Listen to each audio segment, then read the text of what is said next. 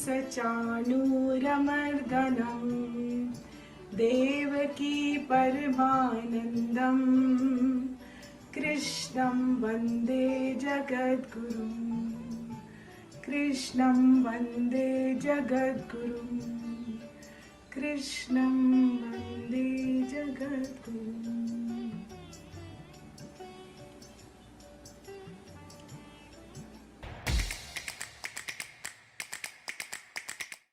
Radhe Radhe Nidhi ji. Radhe Radhe Kavita. Radhe Radhe friends. Radhe Radhe friends. Thank you Nidhi ji for lighting the lamp today.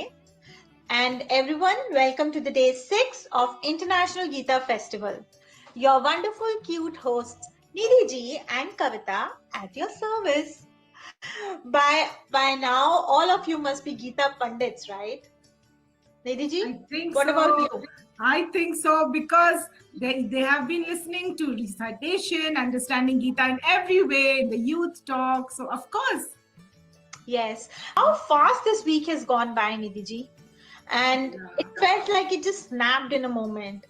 So we would like to know from everybody, what was your favorite part till now, apart from obviously us rocking the world.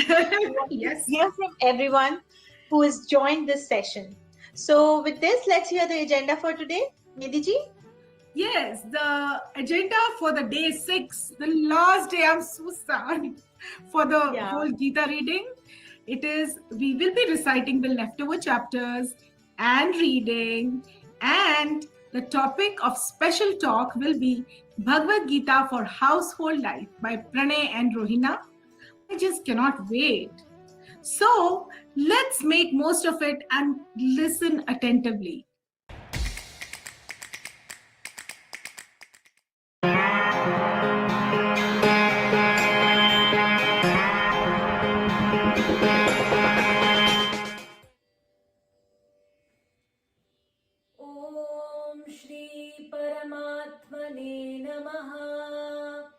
अथ सप्तदशोऽध्यायः श्रद्धात्रयविभागयोगः।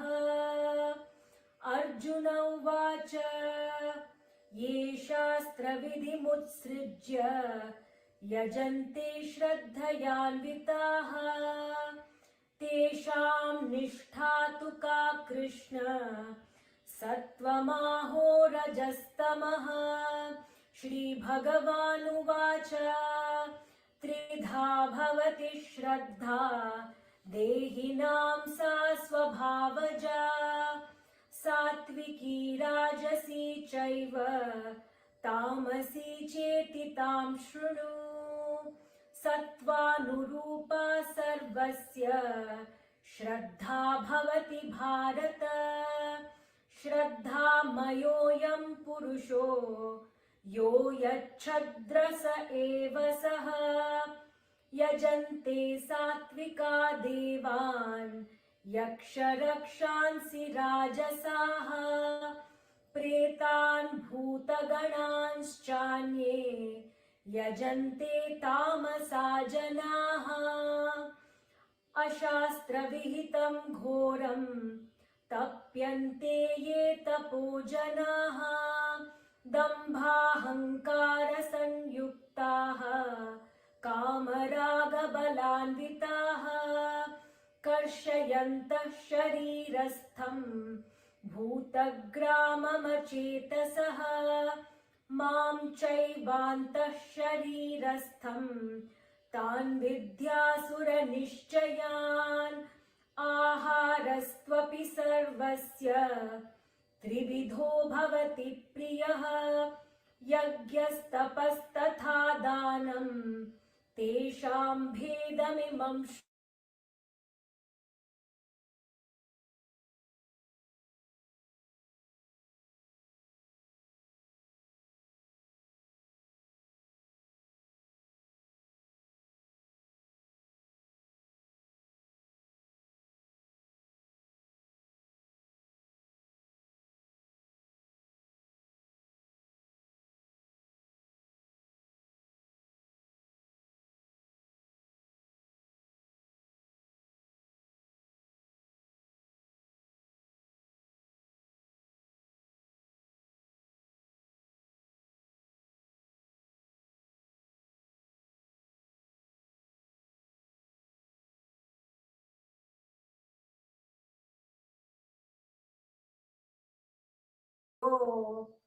विधिदृष्टो य इज्यते यष्टव्यमेवेति मनः समाधाय स सात्विकः अभिसन्धाय तु फलम् दम्भार्थमपि इज्यते भरतश्रेष्ठ तं यज्ञं विद्धि राजसं विधिहीनमसृष्टान्नं मन्त्रहीनमदक्षिणम् श्रद्धाविरहितं यज्ञं तामसं परिचक्षते देवद्विजगुरुप्राज्ञ पूजनं शौचमार्जवम् ब्रह्मचर्यमहिंसा च शारीरं तप उच्यते अनुद्वेगकरं वाक्यं सत्यं प्रियहितं च यत् स्वाध्यायाभ्यसनं चैव वाङ्मयं तप उच्यते मनः प्रसादः सौम्यत्वं मौनमात्मविनिग्रहः भावसंशुद्धिरित्येतत् तपो मानसमुच्यते श्रद्धया परया तप्तं तपस्तत्त्रिविधं नरैः अफलाकाङ्क्षिभिर्युक्तैः सात्विकं परिचक्षते सत्कारमानपूजार्थं तपोदम्भेन चैव यत् क्रियते तदिह प्रोक्तं राजसं चलमध्रुवम् मूढग्राहेणात्मनो यत् पीडया क्रियते तपः परस्योत्स्यादनार्थं वा तत्तामसमुदाहृतम् दातव्यमिति यद्दानं दीयतेनुपकारिणे देशे काले च पात्रे च तद्दानं सात्विकं स्मृतम् यत्तु प्रत्युपकारार्थं फलम् उद्दिश्य वा पुनः दीयते च परिक्लिष्टम् तद्दानं राजसंस्मृतम् अदेशकाले यद्दानम् अपात्रेभ्यश्च दीयते असत्कृतमवज्ञातम् तत्तामसमुदाहृतम् ॐ तत्सदिति निर्देशो ब्रह्मणस्त्रिविधः स्मृतः ब्राह्मणास्तेन वेदाश्च यज्ञाश्च विहिताः पुरा तस्मादोम् इत्युदाहृत्य यज्ञदानतपक्रियाः प्रवर्तन्ते विधानोक्ताः सततं ब्रह्मवादिनाम् तदित्यनभिसन्धाय फलं यज्ञतपः क्रियाः दानः क्रियाश्च विविधाः क्रियन्ते मोक्षकाङ्क्षिभिः सद्भावे साधुभावे च सदित्येतत् प्रयुज्यते प्रशस्ते कर्मणि तथा सशब्दः पार्थयुज्यते यज्ञे तपसि दाने च स्थितिः सदिति चोच्यते कर्म चैव तदर्थीयम् सदित्येवाभिधीयते अश्रद्धया हुतं दत्तं तपस्तप्तं कृतं च यत् असदित्युच्यते पार्थ न च तत्प्रेत्य नो इह ॐ तत्सत् इति श्रीमद्भगवद्गीतासु उपनिषत्सु ब्रह्मविद्यायां योगशास्त्रे श्रीकृष्णार्जुनसंवादे श्रद्धात्रयविभागयोगो नाम 17ोऽध्यायः। सर्वं श्रीकृष्णार्पणमस्तु।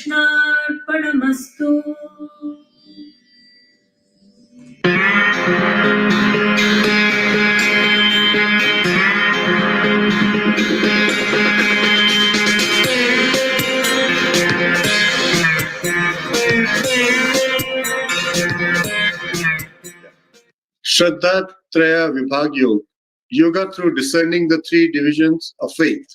Arjun said, O Krishna, where do they stand who disregard the injunctions of scriptures but still worship with faith? Is their faith in the mode of goodness, passion, or ignorance? The Supreme Divine Personality said, every human being is born with innate faith, which can be of three kinds: sattvic, rajasic, or tamasic. Now hear about this from me.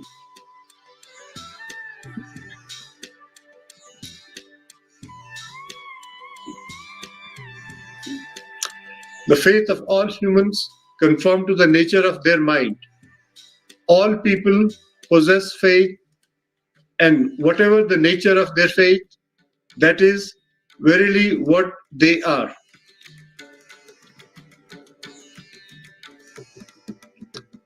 Those in the mode of goodness worship the celestial gods. Those in the mode of passion worship the yakshas and rakshasas. Those in the mode of ignorance worship the ghosts and the spirits.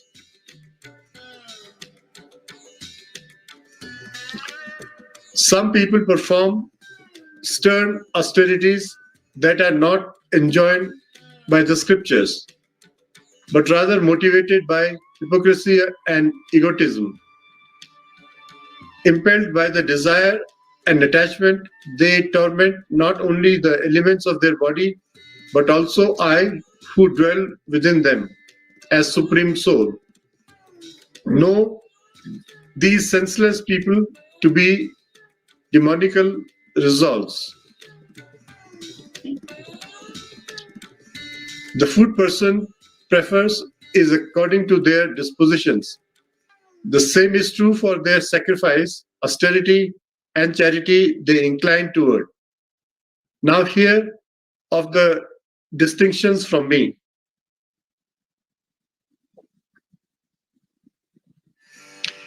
Persons in the mode of goodness prefer foods that promote lifespan, increase virtue, strength, health, happiness, and satisfaction. Such foods are juicy, succulent, nourishing, and naturally tasteful. Foods that are too bitter, too sour, salty, very hot, pungent, dry, and chillyful are dear to persons in the mode of passion. Such foods produce pain, grief, and disease. Foods that are overcooked, stale, putrid, polluted, and impure are dear to persons in the mode of ignorance.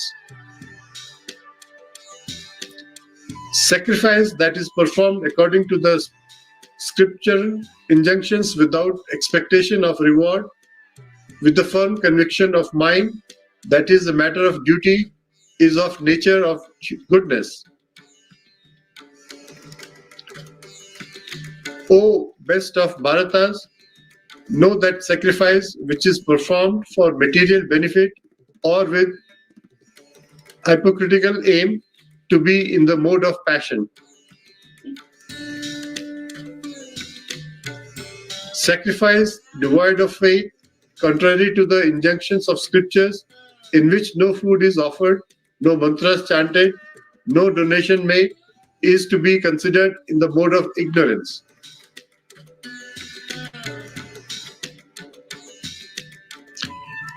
Worship of Lord, the Brahmin, the scripture, the spiritual master, the wise, and the elders, when this is done with the observance of cleanliness, simplicity, celibacy, and non-violence, is declared as the austerity of the body. Words that do not cause distress are truthful, inoffensive, and beneficial, as well as regular recitation of the Vedic scriptures. These are declared as austerity of speech. Serenity of thought, gentleness, silence, self-control, and purity of purpose. All these are declared as the austerity of the mind. When devout persons with ardent faith practice these threefold austerities without yearning for material rewards, they are designated as austerities in the mode of goodness. Austerity that is performed with ostentation for the sake of gaining honor, respect, and adoration is in the mode of passion. Its benefits are unstable and transitory. Austerity that is performed by those with confused notions and which involves torturing the self or harming others is described to be in the mode of ignorance. Charity given to a worthy person simply because it is right to give without consideration of anything in return at a proper time and in the proper place is stated to be in the mode of goodness. But charity given with reluctance, with the hope of a return or an expectation of a reward, is said to be in the mode of passion.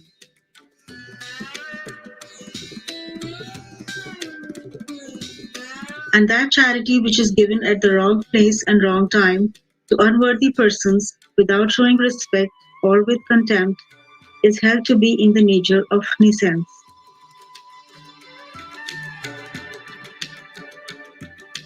The words Om Tat Sat have been declared as symbolic representations of the supreme absolute truth from the beginning of creation. From them came the priests, scriptures, and sacrifice. Therefore, when performing acts of sacrifice, offering charity, or undertaking penance, expounders of the Vedas always begin by uttering Om according to the prescriptions of the Vedic injunctions.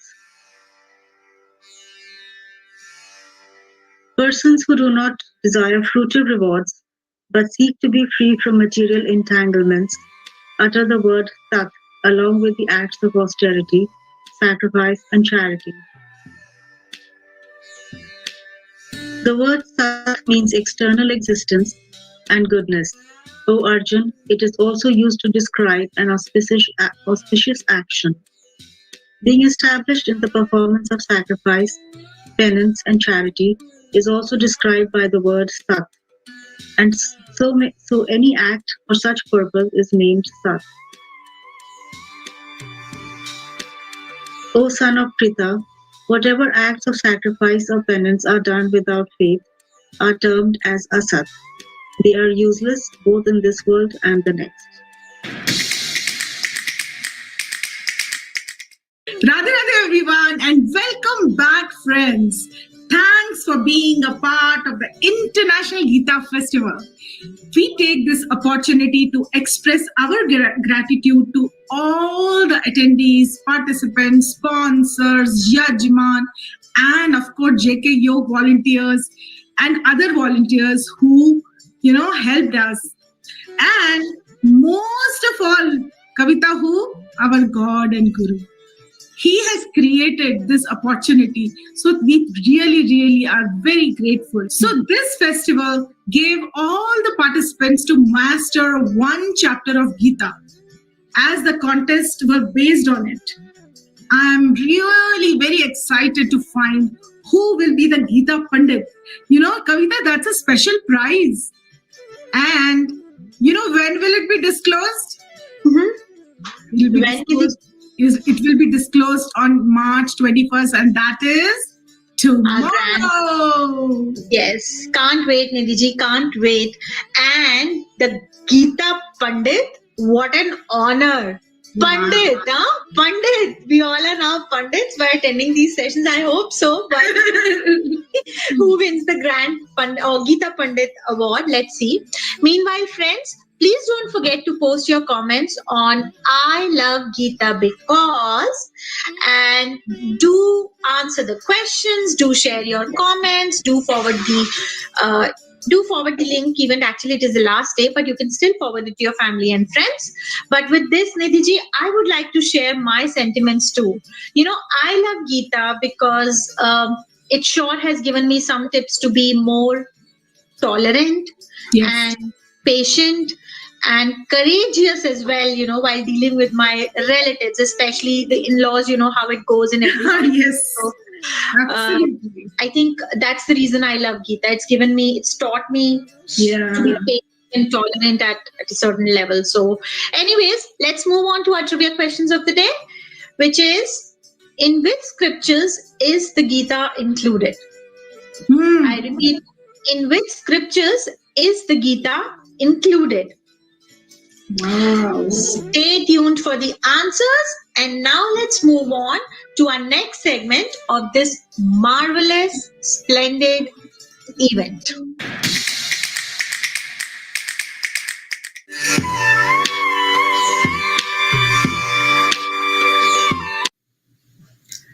Radhe Radhe. I would like to thank JK Yog and all the volunteers for the divine knowledge that they have shared with us every day. The Bhagavad Gita is a wealth of spiritual knowledge and has so many gems of wisdom that I have tried to implement in my life. The biggest lesson learned for me is that we are the soul and not the body. Our life in this body should be focused on making spiritual progress. We should remember at all times that the body is what perishes and the soul is what continues to live. So our time here on this earth and in this life should be spent wisely and focusing on making progress spiritually, getting closer to the divine, purifying the heart, purifying the soul, and making progress that way, evolving that way. We should also remember that everything should be done in moderation. Nothing should be excessive, and we should not waste any time to get closer to the divine, to the creator. The best way to do this is through practice. Our daily sadhana is a great way to do this, and the Rup Dhyan meditation is really something that has helped me focus the mind on God and stay focused throughout the day and really do things through that prism and with that focus, that really all we do is to please the God. Yes, we are the doer of the actions.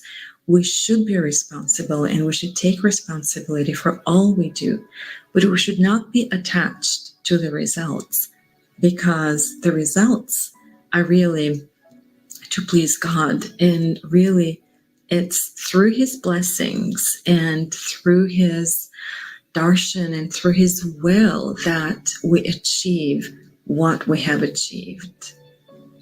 Thank you very much, and Radhe Radhe.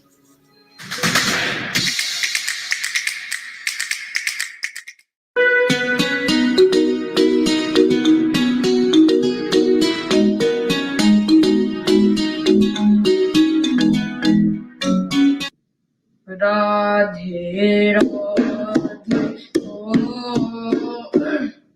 Govinda.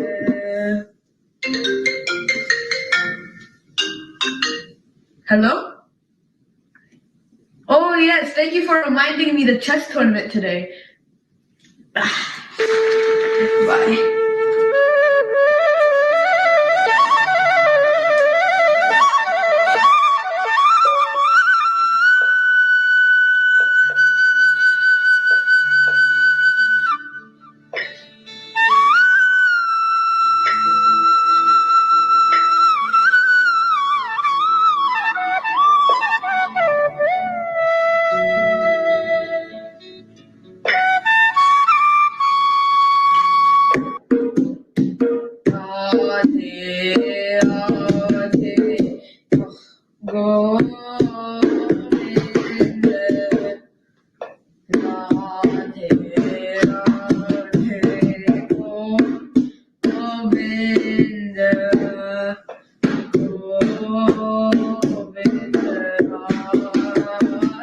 Oh,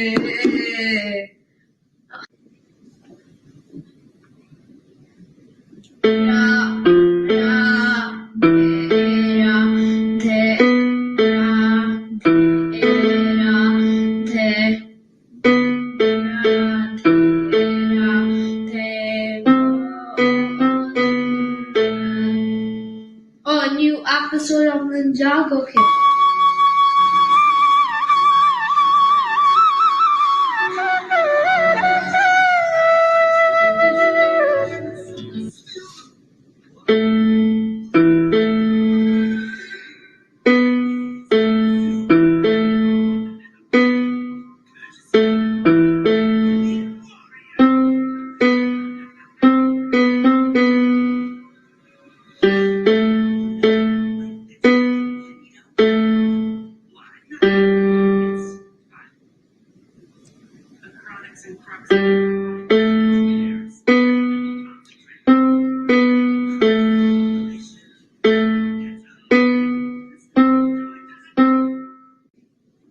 Okay, guys, let's start this. Radhe Radhe Govinda. Okay, hold on 1 second. Ishan, Keshav, did you guys not practice? You have been trying to learn this kirtan for such a long time. I have been trying forever, but it seems impossible to do. I don't think I can do this. Okay. Let's see. Answer my question first. Do you both want to learn this? Yes, of course we do. Okay, that's good. Now, tell me if you've been practicing without any distractions around. Truthfully, I have been watching my latest Ninjago, and if I practice, I will not have any time to watch my latest Ninjago. Okay, I see. Now let me think. We can always find a message for our problems from Bhagavad Gita. Let me think. Okay, I know.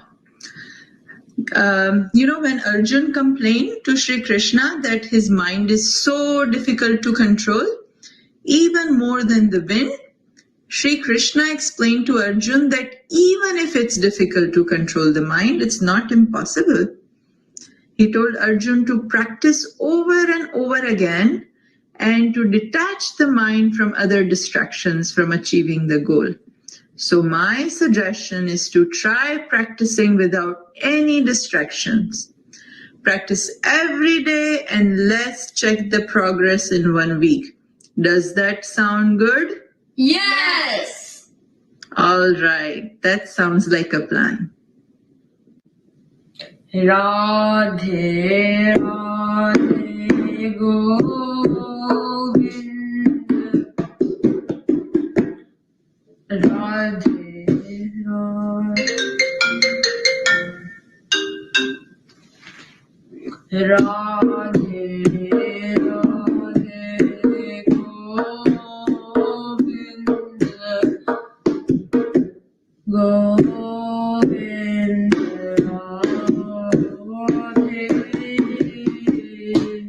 Radhe Radhe Radhe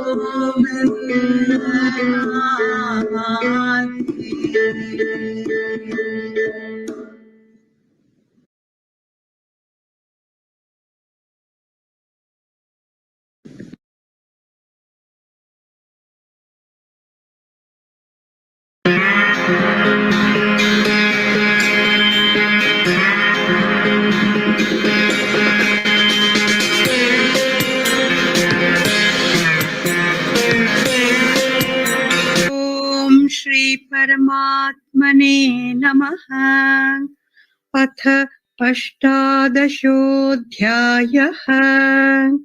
मोक्षसंन्यासयोगः।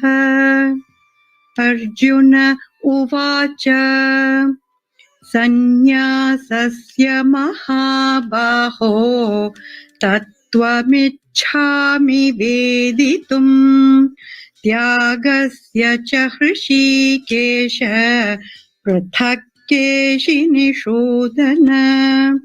श्रीभगवानुवाच काम्यानां कर्मणां न्यासं सन्न्यासं कवयो विदुः सर्वकर्मफलत्यागं प्राहुस्त्यागं विचक्षणाः। त्याज्यं दोषवदित्येके कर्म प्राहुर्मनीषिणः यज्ञदानतपः कर्म न त्याज्यमिति चापरे निश्चयं शृणु मे तत्र त्यागे भरतसत्तमा त्यागो हि पुरुषव्याघ्र त्रिविधः सम्प्रकीर्तितः यज्ञदानतपः कर्म न त्याज्यं कार्यमेव तत् यज्ञो दानं तपश्चैव पावनानि मनीषिणाम् एतान्यपि तु कर्माणि सङ्गं त्यक्त्वा फलानि च कर्तव्यानीति मे पार्थ निश्चितं मतमुत्तमम् नियतस्य तु सन्न्यासः कर्मणो नोपपद्यते मोहातस्य परित्यागः तामसः परिकीर्तितः दुःखमित्येव यत्कर्म कायक्लेशभयात् त्यजेत् स कृत्वा राजसं त्यागं नैव त्यागफलं लभेत् कार्यमित्येव यत्कर्म नियतं क्रियतेऽर्जुन सङ्गं त्यक्त्वा फलं चैव सत्यागः सात्विको मतः न द्वेष्ट्य कुशलं कर्म कुशलेनानुषज्यते त्यागी सत्त्वसमाविष्टः मेधावी छिन्न संशयः न हि देहभृता शक्यं त्यक्तुं कर्माण्यशेषतः यस्तु कर्मफलत्यागी सत्यागीत्यभिधीयते अनिष्टमिष्टं मिश्रं च त्रिविधं कर्मणः फलं भवत्यतागिनां प्रेत्य न तु सन्न्यासिनां क्वचित् पञ्चैतानि महाबाहो कारणानि निबोध मे साङ्ख्ये कृतान्ते प्रोक्तानि सिद्धये सर्वकर्मणाम् अधिष्ठानं तथा कर्ता कारणं च पृथक्विधं त्रिविधाश्च पृथक् चेष्टा एवं चैवात्र पञ्चमम् शरीरवाङ्मनोभिर्यत् कर्म प्रारभते नरः न्यायं वा विपरीतं वा पञ्चैते तस्य हेतवः तत्रैवं सति कर्तारम् आत्मानं केवलं तु यः पश्यत्यकृतबुद्धित्वात् न स पश्यति दुर्मतिः यस्य नाहङ्कृतो भावाः बुद्धिर्यस्य न लिप्यते हत्वापि स इमान् लोकान् न हन्ति न निबध्यते ज्ञानं ज्ञेयं परिज्ञाता त्रिविधा कर्म चोदना करणं कर्म कर्तेति त्रिविधः कर्म संग्रहः ज्ञानं कर्म च कर्ता च तथैव गुणभेदतः प्रोच्यते गुणसङ्ख्याने यथावत् शृणुतान्यपि सर्वभूतेषु येनैकं भावमव्ययमीक्षते अविभक्तं विभक्तेषु तज्ज्ञानं विद्धि सात्विकम् पृथक् त्वेन तु यज्ञानम् ज्ञानाभावान् पृथग्विधान् वेत्ति सर्वेषु भूतेषु तज्ज्ञानं विद्धि राजसम् यत्तु कृत्स्नवदेकस्मिन् कार्ये सक्तमहैतुकम् अतत्त्वार्थवदल्पम् च तत्तामसमुदाहृतम् नियतम् सङ्गरहितम् परागद्वेषतः कृतम् अफलप्रेप्सुना कर्म यत्तत् सात्विकमुच्यते यत्तु कामेप्सुना कर्म साहङ्कारेण वा पुनः क्रियते बहुलायासं तद्राज्यसमुदाहृतम् अनुबन्धं क्षयं हिंसा अनपेक्ष च पौरुषम् मोहादारभ्यते कर्म यत्ततामसमुच्यते मुक्तसङ्गो नहं वादी धृत्यस्ताहसमन्वितः सिद्ध्यसिद्ध्योर्निर्विकारः कर्ता सात्विक उच्यते रागी कर्मफलप्रेस्फुर्लुब्धो हिंसात्मको शुचिः हर्षशोकान्वितः कर्ता राजसः परिकीर्तितः अयुक्तः प्राकृतः स्तब्धः शठो नैष्कृतिकोलसः विषादी दीर्घसूत्री च कर्ता तामस उच्यते बुद्धेर्भेदं धृतेश्चैव गुणतस्त्रिविधं शृणु प्रोच्यमानमशेषेण पृथक्त्वेन धनञ्जय प्रवृत्तिं च निवृत्तिं च कार्याकार्ये भयाभये बन्धं मोक्षं च या वेत्ति बुद्धिः सा पार्थ सात्विकी यया धर्ममधर्मं च कार्यं चाकार्यमेव च अयथावत् प्रजानाति बुद्धिः सा पार्थ राजसी अधर्मं धर्ममिति या मन्यते तमसावृता सर्वार्थान् विपरीतांश्च बुद्धिः सा पार्थ तामसी धृत्या यया धारयते मनः प्राणेन्द्रियक्रियाः योगेनाव्यभिचारिण्या धृतिः सा पार्थ सात्विकी यया तु धर्मं कामार्थान् धृत्या धारयते अर्जुन प्रसंगेन फलाकांक्षी धृतिः सा पार्थ राजसी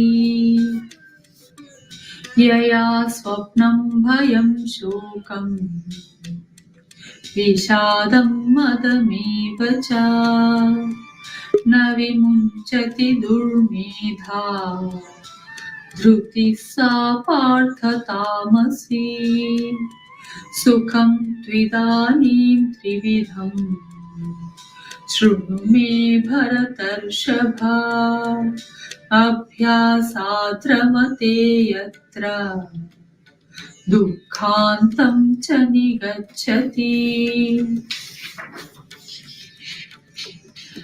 यत्तदग्रे विषमिव परिणामे मृतोपमम् तत्सुखं सात्विकं प्रोक्तम् आत्मबुद्धिप्रसादजम् विषयेन्द्रियसंयोगात् तत्तदग्रे मृतोपमम् परिणामे विषमिव तत्सुखं राजसंस्मृतम् यदग्रे चानुबन्धे च सुखं मोहनमात्मनः निद्रालस्य प्रमादोत्थं तत्तामसमुदाहृतम्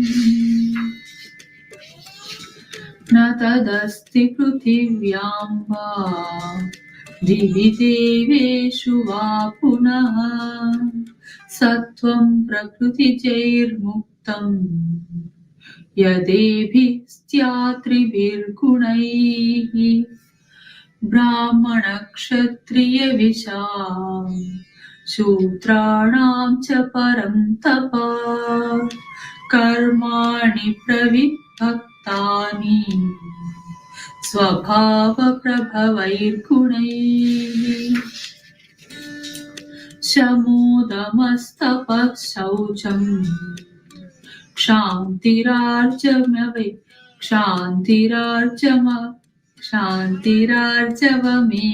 च ज्ञानं विज्ञानमास्तिक्यं ब्रह्मकर्म स्वभावजम् शौर्यं तेजो धृतिर्दाक्ष्यम् युद्धे चाप्यपलायनम् दानमीश्वरभावश्च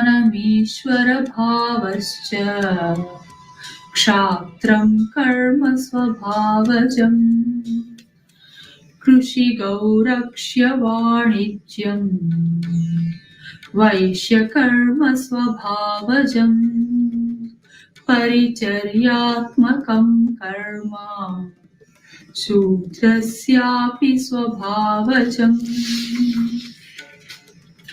स्वे स्वे कर्मण्यभिरतः संसिद्धिं लभते नरः स्वकर्मनिरतः सिद्धिं यथा विन्दति तच्छृणु यतः प्रवृत्तिर्भूतानां येन सर्वमिदं ततम् स्वकर्मणा तमभ्यर्च्य सिद्धिं विन्दति मानवः श्रेयान् स्वधर्मो विगुणः परधर्मात् स्वनुष्ठितात् स्वभावनियतं कर्म कुर्वन्नाप्नोति किल्बिषम् सहजं कर्म कौन्तेय सदोषमपि न त्यजेत् सर्वारम्भा हि दोषेण धूमेनाग्निरिवावृताः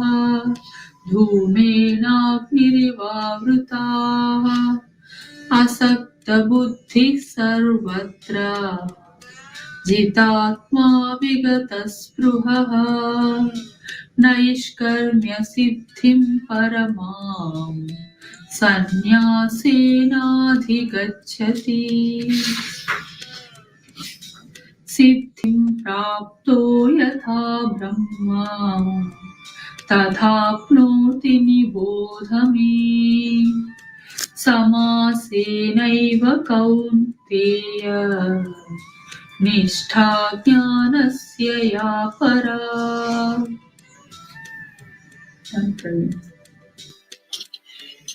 बुद्ध्या विशुद्धया युक्तः धृत्यात्मानं नियम्य च शब्दादीन् विषयान् त्यक्त्वा रागद्वेषौ व्युधस्य च विविक्तसेवी लघ्वाशी यतवाक्काय मानसः ध्यानयोगपरो नित्यः सत्यं वैराग्यं समुपाश्रितः अहङ्कारं बलं दर्पं कामं क्रोधं परिग्रहं विमुच्य निर्ममः शान्तः ब्रह्मभूयाय कल्पते ब्रह्मभूतः प्रसन्नात्मा न शोचति न काङ्क्षति समः सर्वेषु भूतेषु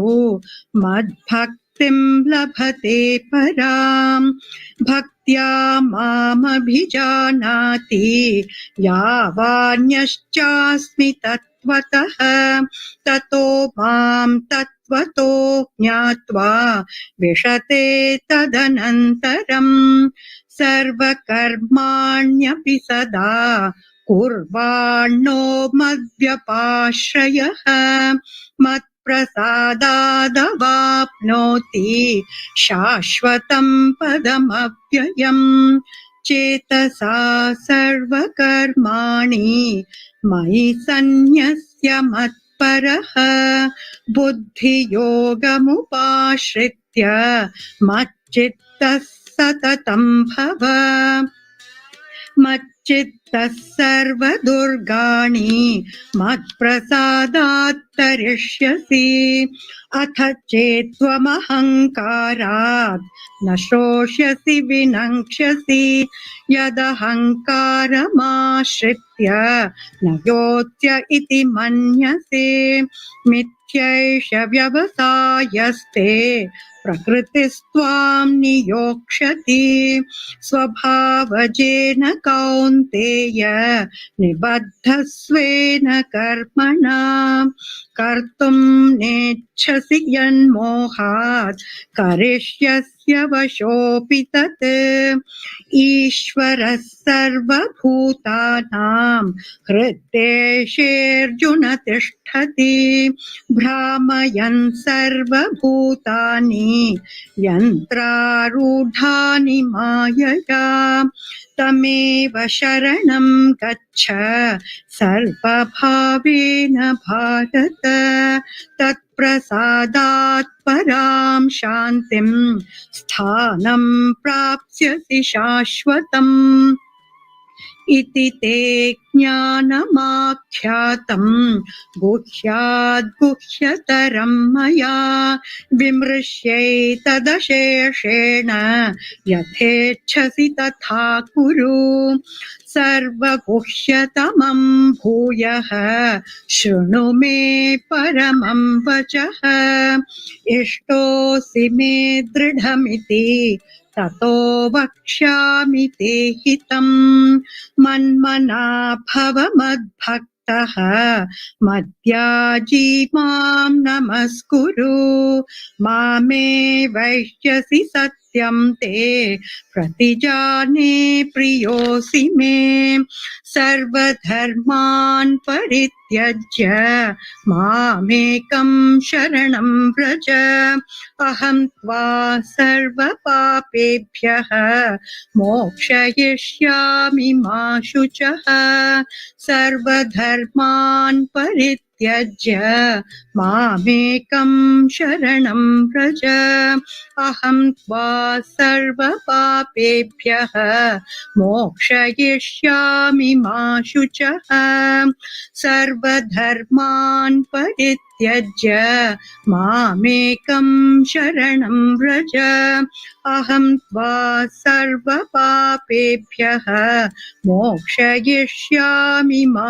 शुचः इदं ते न तपस्काय न भक्ताय कदाचन न चाशुश्रूषवे वाच्यं न च मां योऽभ्यसूयति य इमं परमं गुह्यं मद्भक्तेष्वभिधास्यति भक्तिं मयि परां कृत्वा मामे वेश्यत्य संशयः न च तस्मान् मनुष्येषु कश्चिन्मे प्रियकृत्तमः भविता न च मे तस्माद् अन्यः प्रियतरो भुवि अध्येष्यते च य इमं धर्म्यं संवादमावयोः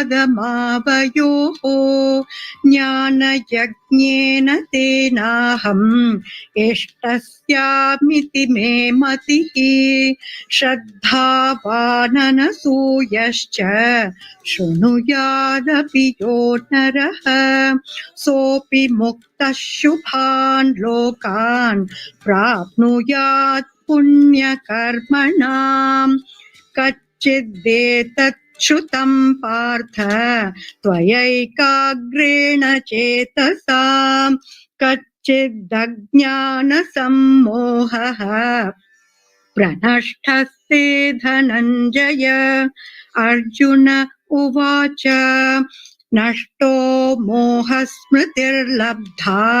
त्वत्प्रसादान्मयाच्युत स्थितोऽस्मि गतसन्देहः करिष्ये वचनं तव सञ्जय उवाच इत्यहं वासुदेवस्य पार्थस्य च महात्मनः संवादमिममश्रौषम् अद्भुतं रोमहर्षणम् व्यासप्रसादात् श्रुतवान् एतद्गुह्यमहं परम् योगं योगेश्वरात् कृष्णा साक्षात् कथयथ स्वयं राजन् संस्मृत्य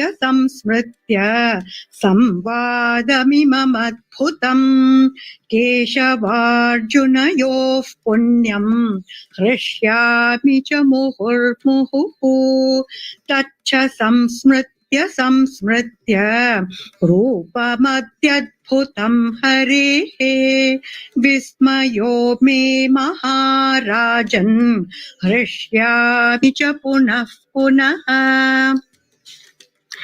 यत्र योगेश्वरः कृष्णः यत्र पार्थो धनुर्धरः तत्र श्रीर्विजयो भूतिः ध्रुवा नीतिर्मतिर्मम यत्र योगेश्वरः कृष्णः यत्र पार्थो धनुर्धरः तत्र श्रीविजयो भूतिः ध्रुवा नीतिर्मतिर्मम यत्र योगेश्वरः कृष्णः यत्र पार्थो धनुर्धरः तत्र श्रीर्विजयो भूतिर्ध्रुवा नीतिर्मतिर्मम ॐ तत्सदिति श्रीमद्भगवद्गीतासु उपनिषत्सु ब्रह्मविद्यायां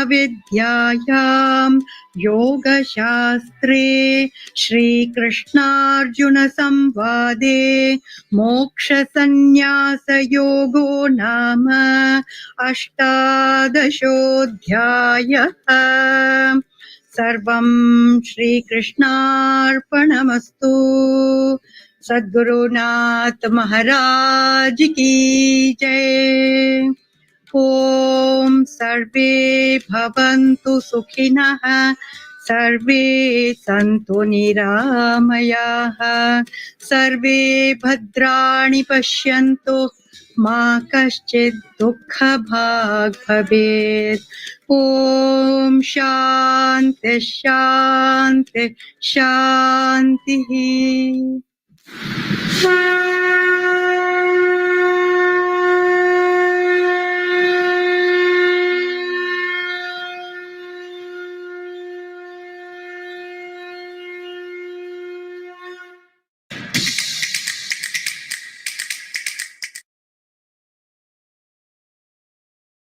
शान्ति शान्तिः।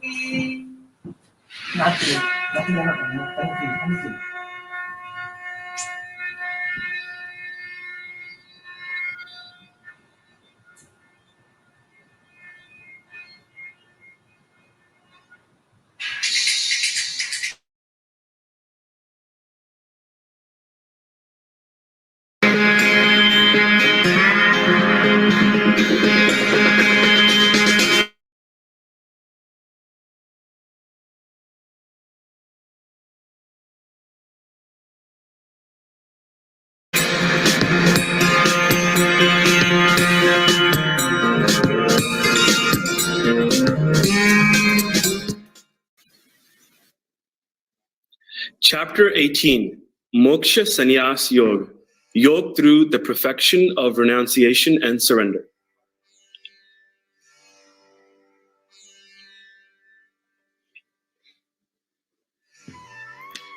Arjun said, O mighty armed Krishna, I wish to understand the nature of sannyas, renunciation of actions, and tyag, renunciation of the desire for the fruits of actions. O Rishikesh, I also wish to know the distinction between the two. O Krishna Sudan. The Supreme Divine Personality said, giving up of actions motivated by desire is what the wise understand as sannyas. Relinquishing the fruits of all actions is what the learned declare to be tyag. Some learned people declare that all kinds of actions should be given up as evil, while others maintain that acts of sacrifice, charity, and penance should never be abandoned. Now hear my conclusion on the subject of renunciation. O tiger amongst men, for renunciation has been declared to be of three kinds. Actions based upon sacrifice, charity, and penance should never be abandoned. They must certainly be performed. Indeed, acts of sacrifice, charity, and penance are purifying even for these who are wise. These activities must be performed without attachment and expectation for rewards. This is my definite and supreme verdict, O Arjun. Prescribed duties should never be renounced. Such deluded renunciation is said to be in the mode of ignorance. To give up prescribed duties because they are troublesome or cause bodily discomfort is renunciation in the mode of passion. Such renunciation is never beneficial or elevating. When actions are taken in response to duty, Arjun, and one relinquishes attached to any reward, it is considered renunciation in the nature of goodness. Those who neither avoid disagreeable work nor seek work because it is agreeable are a person of true renunciation. They are endowed with the quality of the mode of goodness and have no doubts about the nature of work.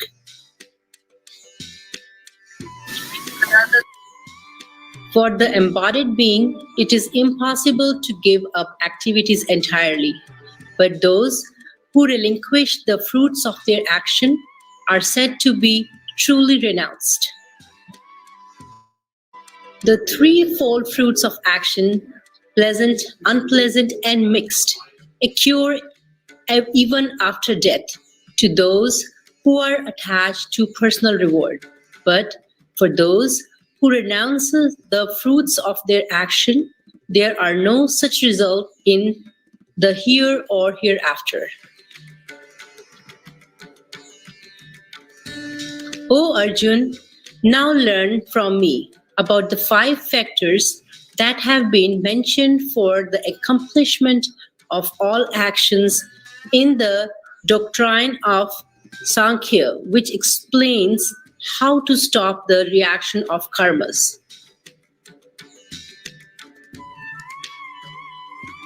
The body, the doer, the various senses, the many kind of efforts, and divine providence, these are the 5 factors of action. These 5 are the contributory factors for whatever action is performed, whether proper or improper, with body, speech, or mind.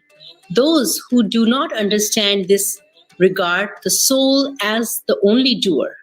With their impure intellects, they cannot see things as they are.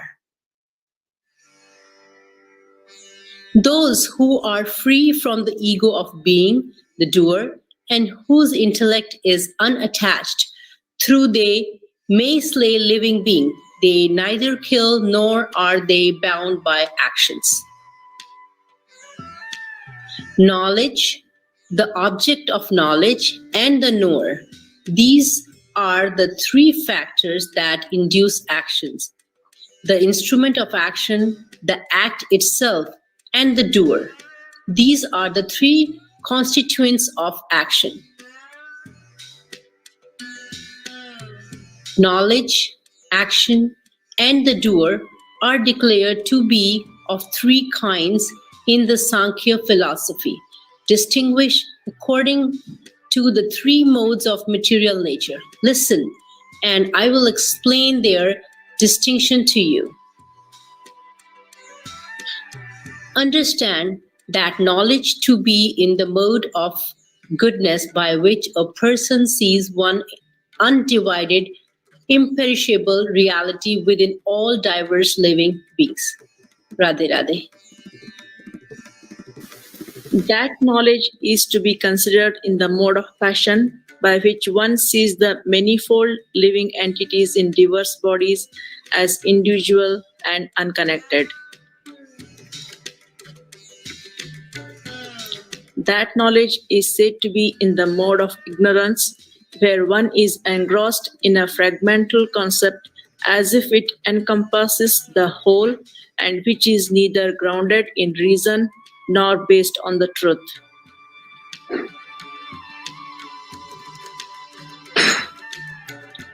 Action that is in accordance with the scriptures, which is free from attachment and aversion, and which is done without desire for rewards, is in the mode of goodness.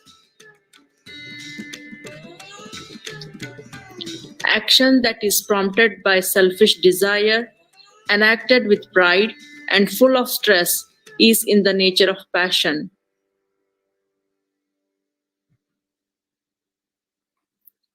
That action is declared to be in the mode of ignorance, which is begun out of delusion, without thought to one's own ability, and disregarding consequences, loss, and injury to others.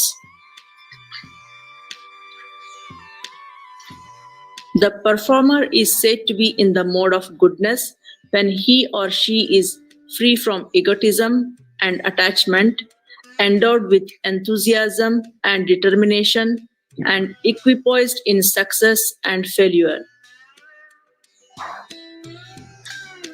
The performer is considered in the mode of passion when he or she craves the fruits of the work, is covetous, violent-natured, impure, and moved by joy and sorrow. A performer is in the mode of ignorance, is one who is undisciplined, vulgar, stubborn, deceitful, slothful, despondent, and procrastinating.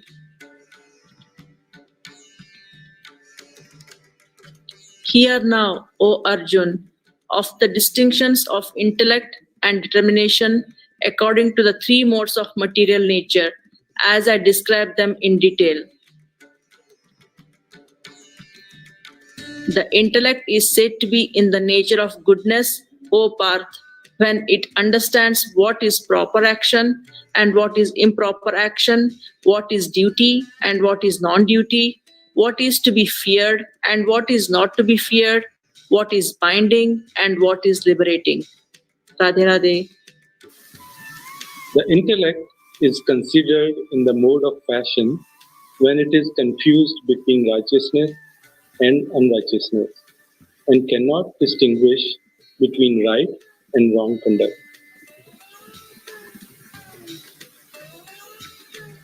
That intellect, which is shrouded in darkness, imagining irreligion to be religion and perceiving untruth to be truth, is of the nature of ignorance.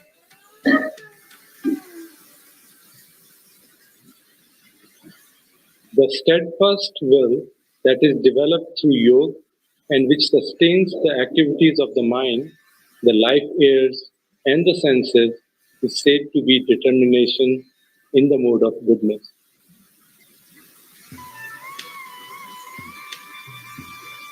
The steadfast will by which one holds to duty, pleasures, and wealth out of attachment and desire for rewards is determination in the mode of passion.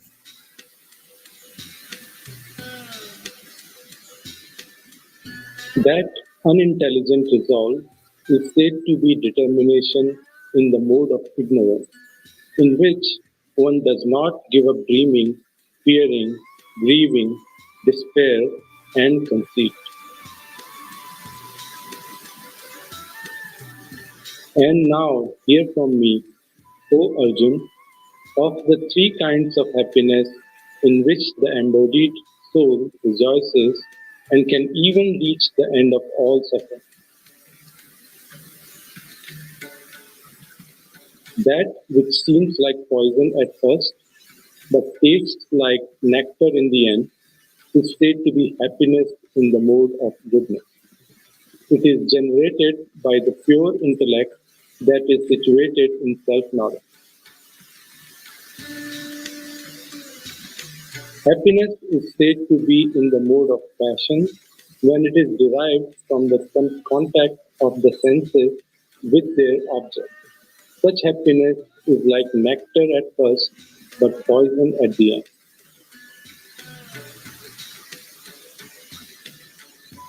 That happiness, which covers the nature of the self from beginning to end, and which is derived from sleep, indolence, and negligence, is said to be in the mode of ignorance.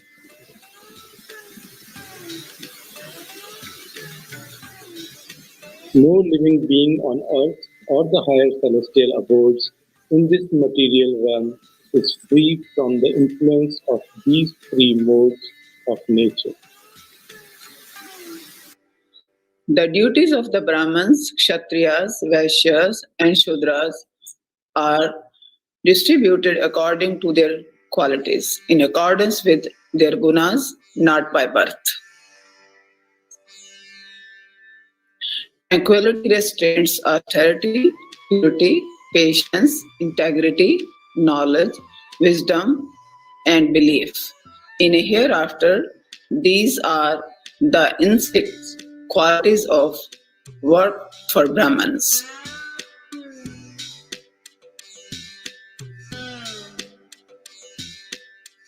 Valor, strength, fortitude, skill in weaponry, so resolve never to be retreat from battle. Large heartedness in charity and leadership abilities, there are the natural qualities of work for Kshatriyas.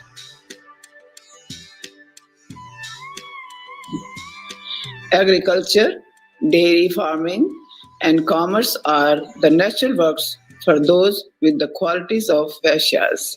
Serving through work is the natural duty for those with the qualities of Shudras. By fulfilling their duties, born of their innate qualities, human being can attain perfection. Now hear from me how one can become perfect by discharging one's prescribed duties. By performing one's natural occupation, one worships the Creator from whom all living entities have come into being, and by whom the whole universe is pervaded. By such performance of work, a person easily attains perfection.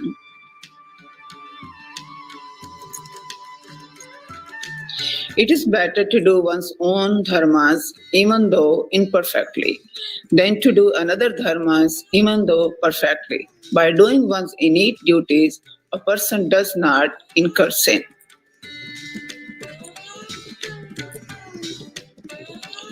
One should not abandon duties born of one's nature, even if one sees defects in them. O son of Kunti, indeed, all endeavors are veiled by some evil as fire is by smoke. Those whose intellect is unattached everywhere, who have mastered the mind and are free from desires by the practice of renunciation attain the highest perfection of freedom from action. Hear from me briefly, O Arjun, and I shall explain how one who has attained perfection of cessation of action can also attain Brahman by being firmly fixed in transcendental knowledge. One becomes fit to attain Brahman when he or she possesses a purified intellect and firmly restrains the senses, abandoning sound and other objects of the senses, casting aside attraction and aversion. Such a person relishes solitude, eats lightly, controls body, mind and speech, and is ever engaged in meditation and practices dispassion. Free from egotism, violence, arrogance, desire, possessiveness of property, and selfishness, such a person situated in tranquility is fit for union with Brahman, that is, the realization of absolute truth as Brahman.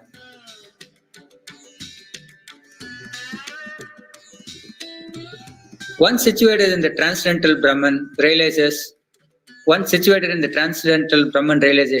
becomes mentally serene, neither grieving nor desiring. Being equitably disposed towards all living beings, such a yogi attains supreme devotion unto me.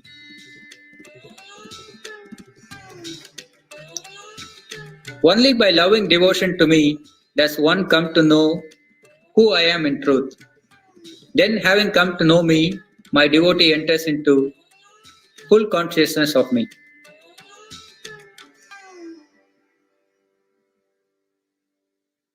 My devotees, though performing all kinds of actions, take full refuge in me. By my grace, they attain the eternal and imperishable abode. Dedicate your every activity to me, making me your supreme goal. Take shelter of the yoga of the intellect, keeping your consciousness observed in me always. If you remember me always, by my grace, you will overcome all obstacles and difficulties. But if due to pride you do not listen to my advice, you will perish. If motivated by pride you think, I shall not fight, your decision will be in vain. Your own material nature, which is Kshatriya nature, will compel you to fight. O Arjun, that action which out of delusion you do not wish to do, you will be driven to do it by your own inclination, born of your own material nature. So the Supreme Lord dwells in the hearts of all living beings. O Arjun, according to their karmas, he directs the wanderings of the souls who are seated on the machine made of the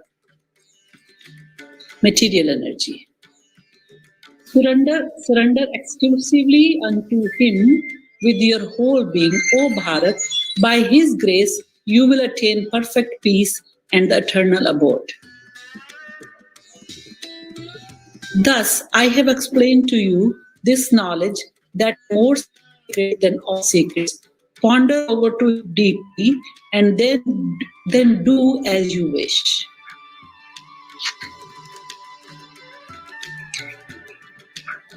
Here again my supreme instructions, the most confidential of all knowledge.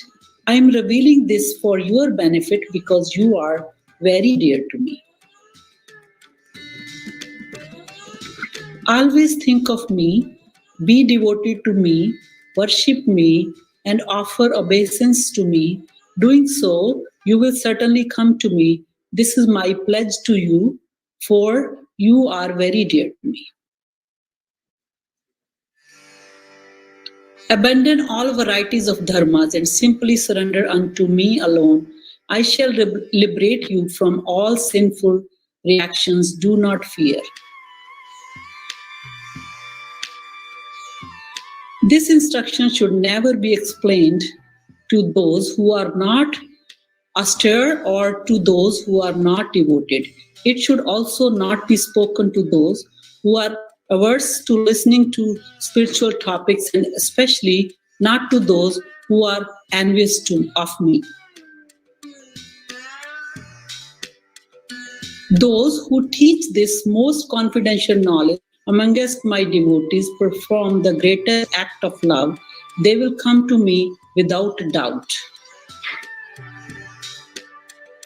No human beings does more loving service to me than they, nor shall there ever be anyone on this earth more dear to me. And I proclaim that those who study this sacred dialogue of ours will worship me with their intellect through the sacrifice of knowledge. Such is my view. Radhe Radhe. Even those who only listen to this knowledge with faith and without envy will be liberated from sins and attain the auspicious abodes where the pious dwell. O Arjun, have you heard me with a concentrated mind? Have your ignorance and delusion been destroyed? Arjun said, O infallible one, by your grace my illusion has been dispelled and I am situated in knowledge. I am now free from doubts and I shall act according to your instructions. Sanjay said, thus have I heard this wonderful conversation between Shri Krishna, the son of Vasudeva, and Arjun, the noble-hearted son of Pritha. So thrilling is the message that my hair is standing on end. By the grace of Ved Vyas, I have heard this supreme and most secret yoga from the Lord of Yoga, Shri Krishna himself. As I repeatedly recall this astonishing and wonderful dialogue between the Supreme Lord, Shri Krishna and Arjun, O King, I rejoice again and again. And remembering that most astonishing and wonderful cosmic form of Lord Shri Krishna, great is my astonishment, and I am thrilled with the joy over and over again. Wherever there is Sri Krishna, the Lord of all yoga, and wherever there is Arjun, the supreme archer, there will also certainly be unending opulence, victory, prosperity, and righteousness. Of this I am certain.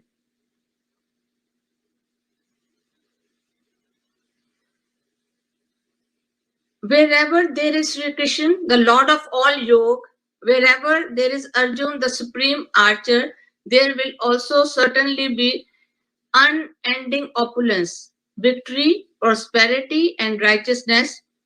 Of this I am certain. बोलिए श्री राधा कृष्ण भगवान की जय।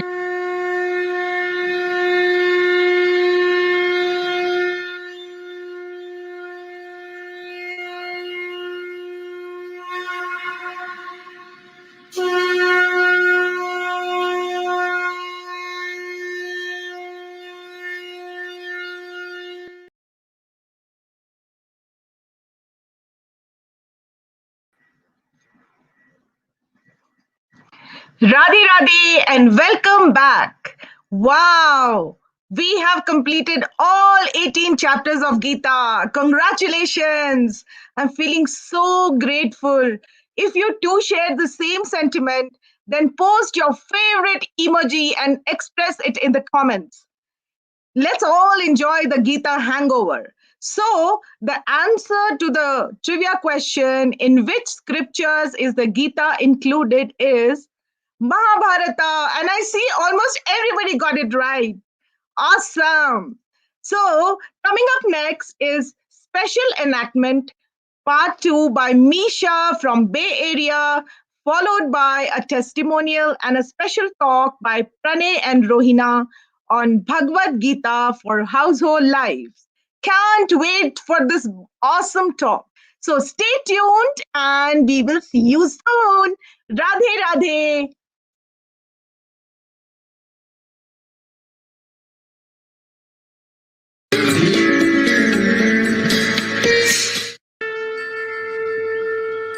Yesterday, Sri Krishna in great detail explained the two paths to enlightenment. However, Arjun became even more confused and restless. Let us see how Sri Krishna takes away Arjun's ignorance. The system of yoga that you have described, O Madhusudan, appears impractical and unattainable to me because of my restless mind. This mind is so turbulent and stubborn, O Krishna. It appears to me that it's more difficult to control than wind itself. Yoga is difficult to attain for one whose mind is uncontrolled. However, those who have learned to control the mind, Arjun, and those who strive earnestly by the proper means, they can attain perfection in yoga. This is just my opinion. Madhusudan, what is the fate of the unsuccessful yogi who begins the path with faith, but who does not endeavor sufficiently due to an unsteady mind and is unable to reach the goal in this life? Doesn't such a person who deviates from yoga get deprived of both material and spiritual success, O mighty armed Krishna, and perish like a broken cloud with no position in either sphere? O Krishna, please dispel this doubt of mine completely, for who other than you can do so? Parth, one who engages on the spiritual path does not meet with destruction, either in this world nor in the world to come. So, my dear friend, one who strives for God realization is never overcome by evil. Now, the unsuccessful yogis, upon death, they go to the abodes of the virtuous.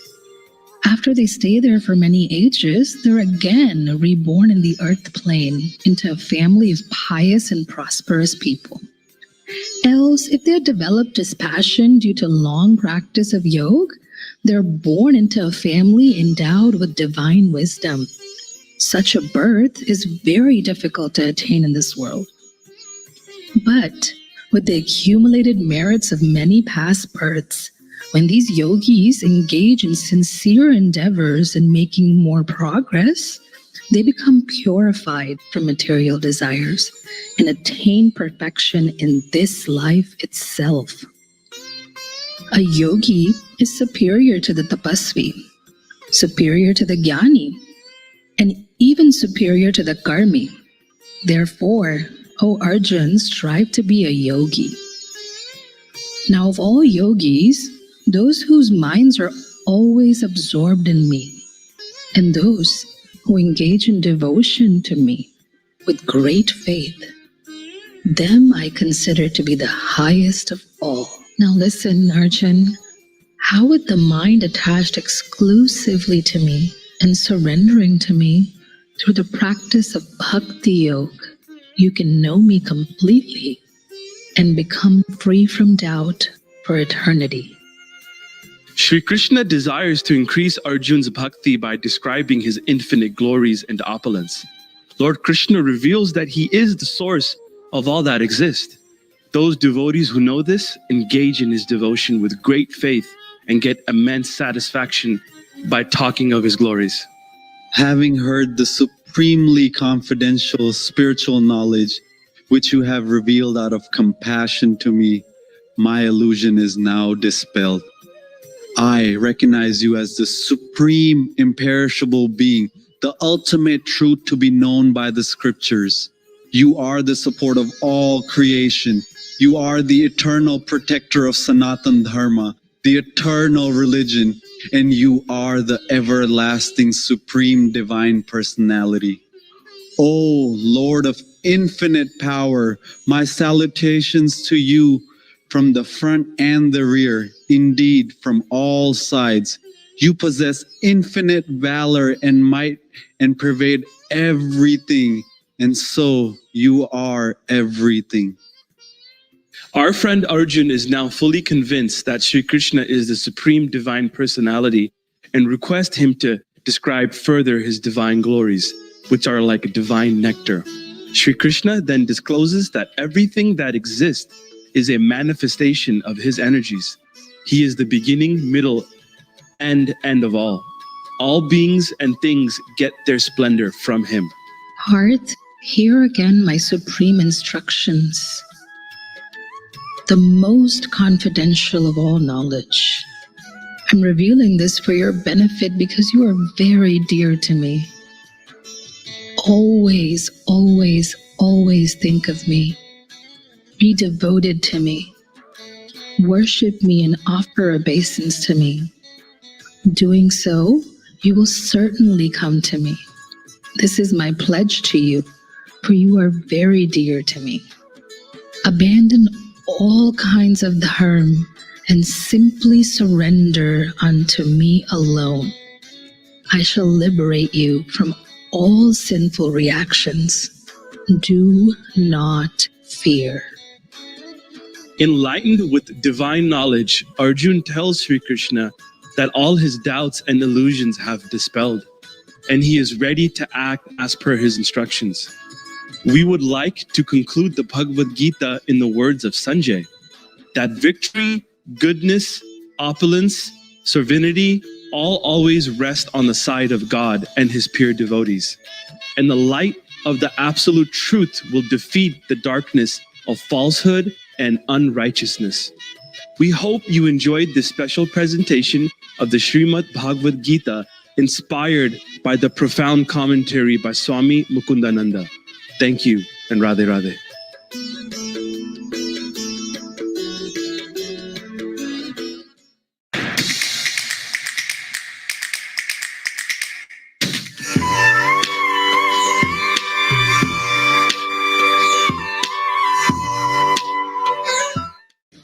I'm Chitra Subramanian, working as principal in International Public School, Bhopal, Madhya Pradesh, India. When for the first time it was announced about the International Gita Festival, the first thought that came to my mind was about my children of International Public School, Bhopal.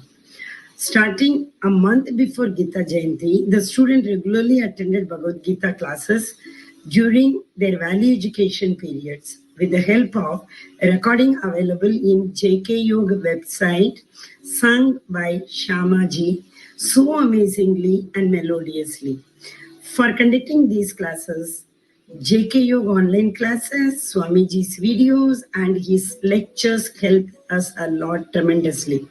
I was so inspired by these classes, waiting to log in when the session opens in the waiting room.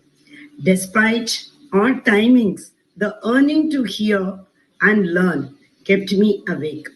As always, Swamiji says, Shravanam, Smaranam and Mananam has lighted the yearning to recite Srimad Bhagavad Gita and all other sessions like chanting, shlokas, daily sadhana, Kripalu Paddhati, many more to name, has helped many souls to awaken.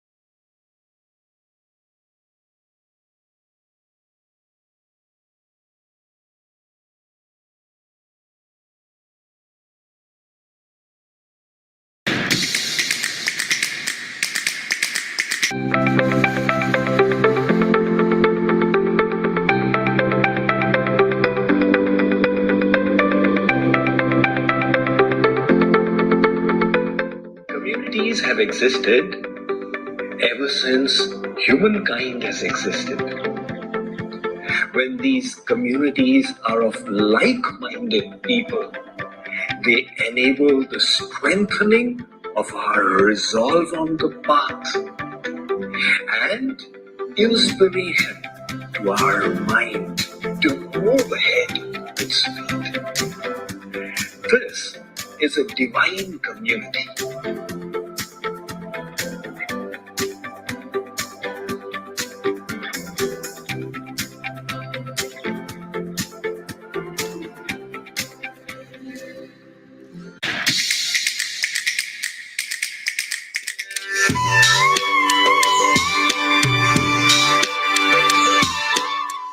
Each moment, we have a choice.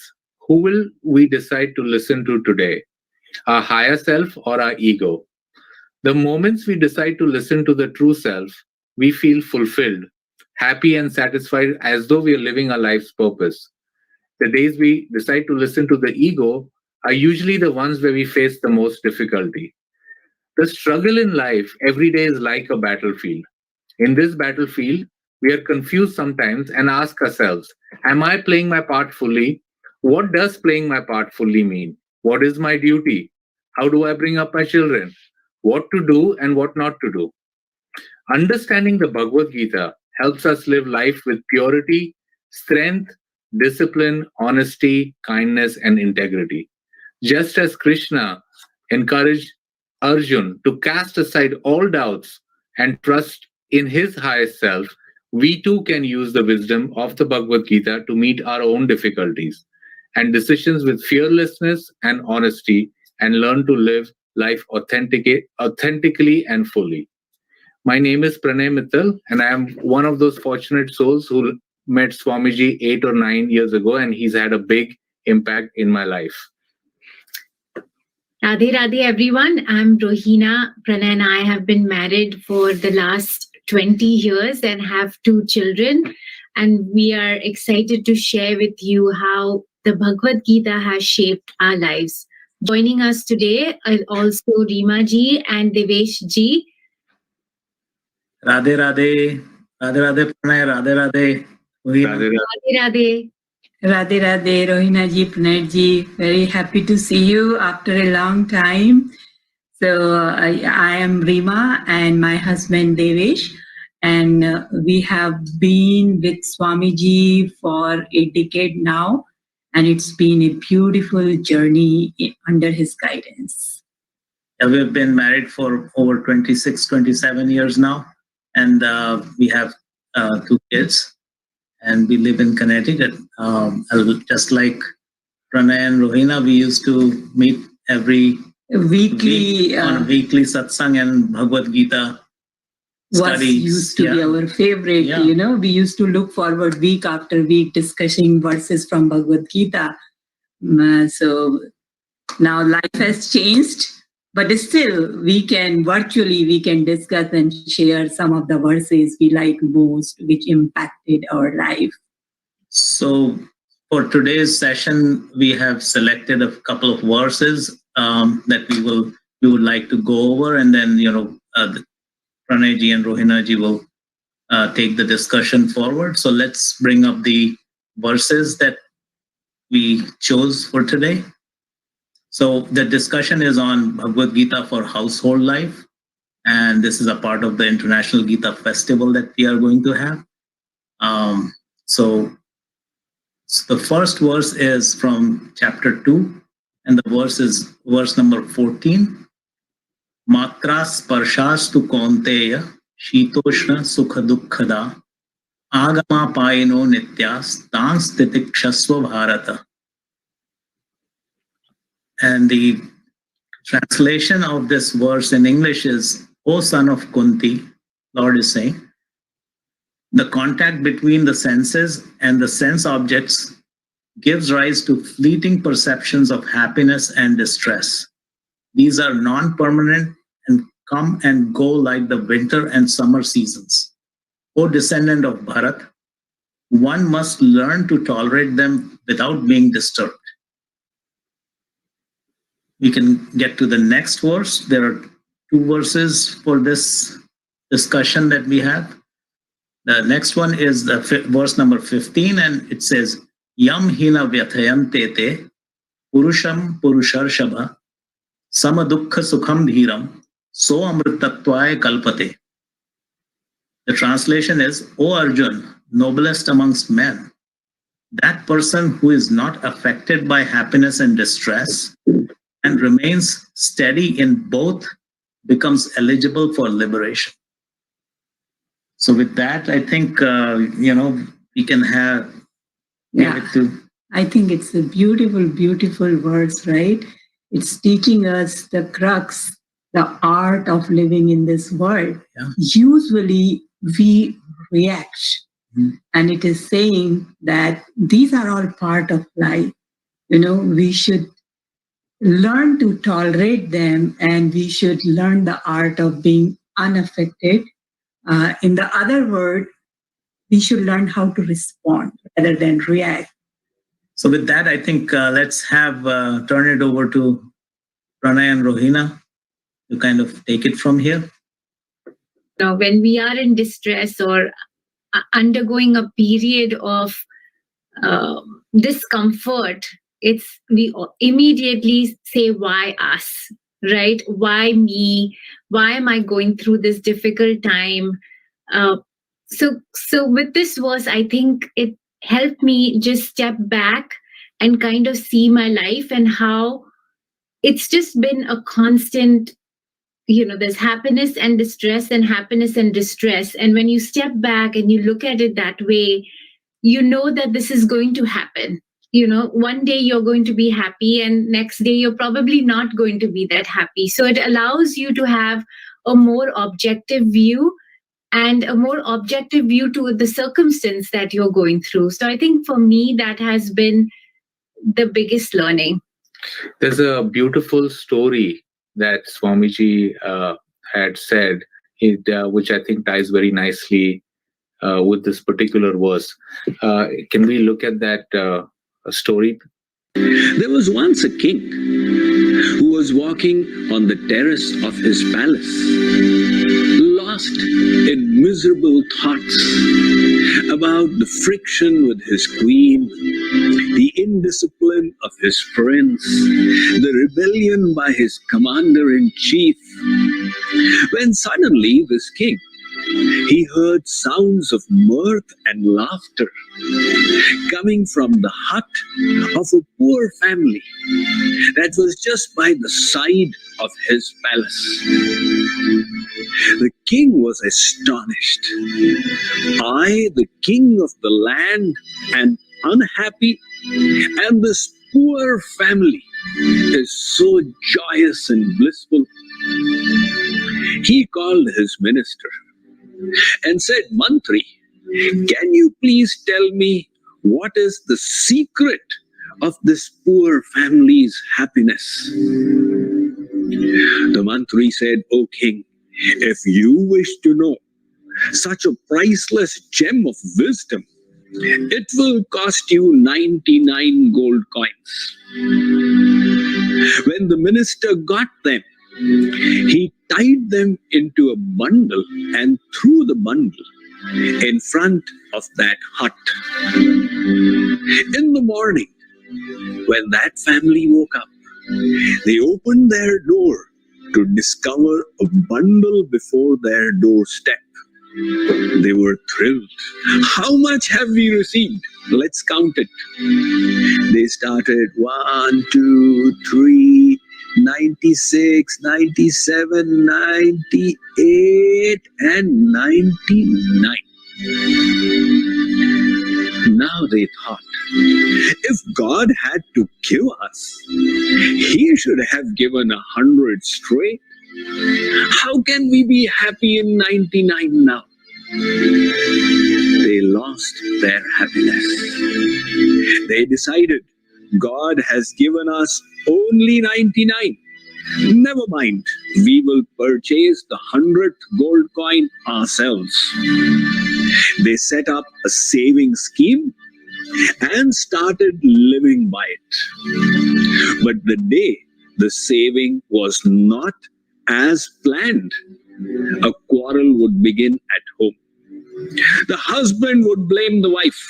You have spent too much. The wife would blame the husband. You did not earn enough today. Slowly, the peace at home started vanishing. 1 month later, the king was again walking on his terrace when from the same hut sounds of fighting and quarrel came to him. He was surprised. What happened to this family? He called the mantri and said, "Mantri, what is the matter? What has happened to them?" The mantri said, "This family has fallen into the trap of 99.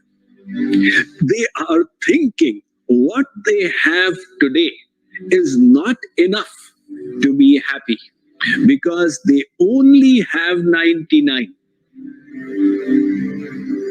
In the same way, you and I have fallen in the same trap. We have this body, we have education, we have 2 rotis to eat and 2 sets of clothes to wear. But this whole rat race is because we think what I have is not enough. It is only 99.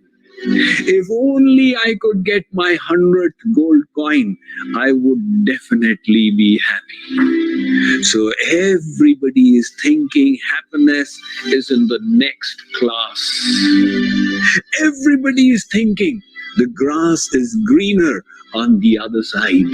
Nobody is realizing that happiness is not a destination that you will reach one day. If that is your theory, then the whole journey of 40, 50, 60, 70 years will be passed in anticipation of future happiness. And what is the guarantee that when you reach there, you will become happy? The Indian English writer Ruskin Bond put it very well when he said, "There are only 2 disappointments in life. To seek something and not get it, and to seek something and get it." That is why to wait for a future destination of happiness to be reached is great folly. We have to make every day, every hour, and every moment of our journey a happy one. And how do we do that? Very simple. Decouple your experience of happiness from the necessity of external objects.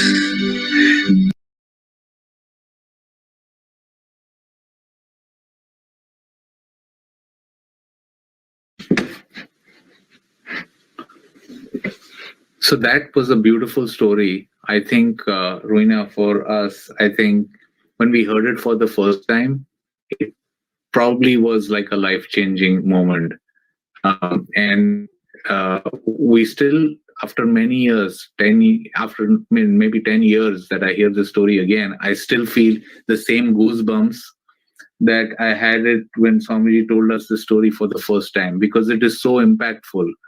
At least in our lives, till we had come across the Bhagavad Gita, read the first few verses and heard the story, I felt we were always in a rat race. We were in a rat race in our jobs. We were in a rat race with the kids. We were in a rat race in every aspect of our life. And in turn, I think we never found time to do anything because we kept running at I would say 100 miles an hour.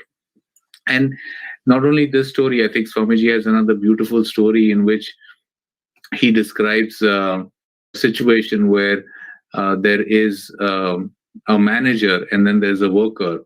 The worker goes out and buys himself, gets a scooter and is really happy and shares the happiness with everybody in his household. At the same time, the manager goes out and buys a car and is really happy. Now the worker thinks that the manager is more happier than him because he has a car and not a scooter. But eventually what happens is, coincidentally, on the same day, a few years later, the scooter also breaks down and the car breaks down.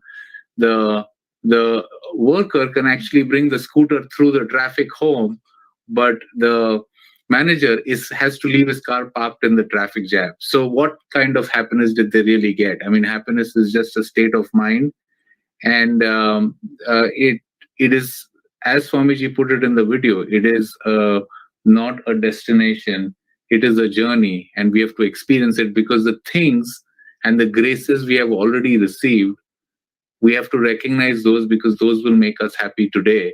There is nothing in the future because we already have those 99 gold coins. Why are we all trying to aspire for that one gold coin? I don't know what you all felt about that. So for me, the story, and Pranay, you said it rightly, the story is repeated many times in our house and many situations with the children. For me, the story really teaches me two things. Personally, one is that we over-index on things that we don't have, and in the bargain, stop being grateful for the many things that we have, which, if we look at it closely, are enough for us. They meet our needs most of the times. And the second thing is that we're looking for happiness in aspiration of something to come. And with that, we don't enjoy our present moment. So we give away our present in anticipation of something that's going to come in the future. So those two were the most important stories and the most important lessons, right? The attitude of gratitude is very important for us to be happy today. Rimaji and Deveshji, any thoughts?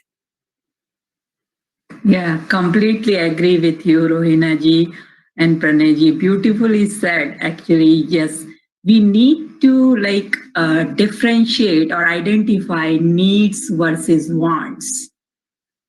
So if we can define it clearly in our lives, I think we will have a better control, and we can avoid the rat race and all those extra efforts unnecessary. Yeah. That's true. Very true. So Deveshji, should we move to the next level? So in this, continuing in this Bhagavad Gita for our family lives, we have a few more verses that we have identified that I wanted to read, and we can discuss more on that. Sam shatraucha mitrecha tatha manapamanayoho shitoshna sukha dukkheshu samah sanga vivarjitah tulya ninda stutir mauni santushto yena kenachat aniketa sthirar matir bhakti manme priyo naraha. Those who are alike to friend and foe, equipoised in honor and dishonor, cold and heat, joy and sorrow, and are free from all unfavorable association, those who take praise and reproach alike, who are given to silent contemplation, content with what comes their way, without attachment to the place of residence, whose intellect is firmly fixed in me, and who are full of devotion to me. Such persons are very dear to me. Now, one of the things that really struck me in these verses is something that Swamiji and Maharajji have been telling us in many ways in their discussions. And one of the things that Maharajji has written in Radha Govind Geet is Jag mein raho aise Govind Radhe Dharmshala mein yatri rahe jo bata de. And, the meaning is live in this world as a traveler lives in a wayside inn, aware that it is to be vacated next morning. So this was very profound, right? Yeah. Beautiful words. Yeah. What do you think, Brendan? I feel there is a beautiful video about this as well. Can we play the video? This world, it's like a dharamshala, a hotel. So rather than just absorbing yourself, engrossing yourself in making your stay comfortable, you think of the journey ahead. The first viparya is to think this world and all in it is eternal. The great Avadhut Dattatreya, he walked into the palace of Raja Jimutketu, and with the frankness that only a sadhu can have, he said, Rajan, can I spend the night in your dharamshala? The king was infuriated. He said, hey sadhu, mind your tongue and speak. This opulent palace of mine seems like a dharamshala to you? Dattatreya said, O king, don't mind, but I first visited this palace 50 years ago. You were not on this throne. There was another gentleman with big mustaches. His picture is on the wall there. I presume he was your grandfather. I revisited here 25 years ago. Again, I didn't see you. There was another person with this great turban. Yeah, his picture is that side. He must have been your father. They all were here for a little while and departed. You are also going to be here for a little while, and that is why I have called this palace a dharamshala. Dharamshala is, a free hotel. In India, the charitable, philanthropic people in every town, they create dharamshalas where travelers can come and stay free of charge. But when you are in the dharamshala, you really don't care what is the color of the wall or the curtains. I'm here for 2 nights and then I'll be on my way. So rather than just absorbing yourself, engrossing yourself in making your stay comfortable, you think of the journey ahead. The second viparya, anatma, to think that this bag of flesh, blood. Again, beautiful story by Swamiji. I remember, based on the verse we read, there was also in one of the retreats, Swamiji was talking about the hotel rooms we were staying in, and he gave an example and said, if you go back to your hotel room, would you bother changing the curtains over there? And the reason you're not going to worry about the color of the curtains or the texture of the curtains is because you're only there for one night. So we have to treat life in that manner, that we are all here temporary. Why obsess over the little? And that is again coming back to household life.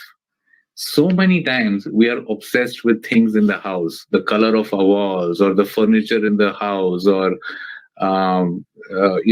what is going on in the lawn, and we sometimes over obsess. And when we over obsess, we spend way too much time in trying to solve those things for something that is very impermanent. And once you have that understanding is that this is all transient, it is not going to be permanent, you start to not stress about those things. And then there was this really other beautiful example that Swamiji had given about his personal experience. Swamiji had mentioned that at some point in his life, he used to work in Mumbai, and he used to take the train from the Churchgate station to Andheri. And every day when he used to get down at Andheri station, there used to be a beggar who used to be standing there, and every day Swamiji used to give the beggar one coin and move on. And this went on for a long time. And then one day, when Swamiji got off the train at Andheri station, that beggar was not there at that place. But there was a young person sitting in its place.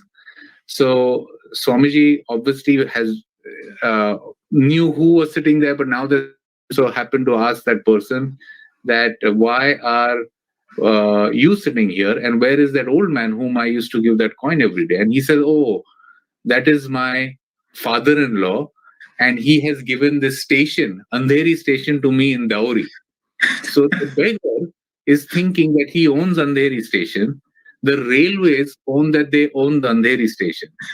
So which got us thinking, and we discussed this for a long time, is that's kind of true with everything, right? We don't own anything. Our house, which we think we own this house, but actually the mortgage company thinks that they own this house, but I'm under the illusion that I own this house.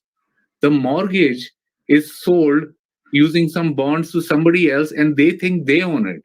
Everybody is all under this illusion that these things belong to themselves and show it on their balance sheets, but at the end of it, no one really owns it. That to us, I feel was like a huge eye-opener to understand that we really don't own any of these things. Everything is transient. So why get attached to all of those things? I think that was really impactful.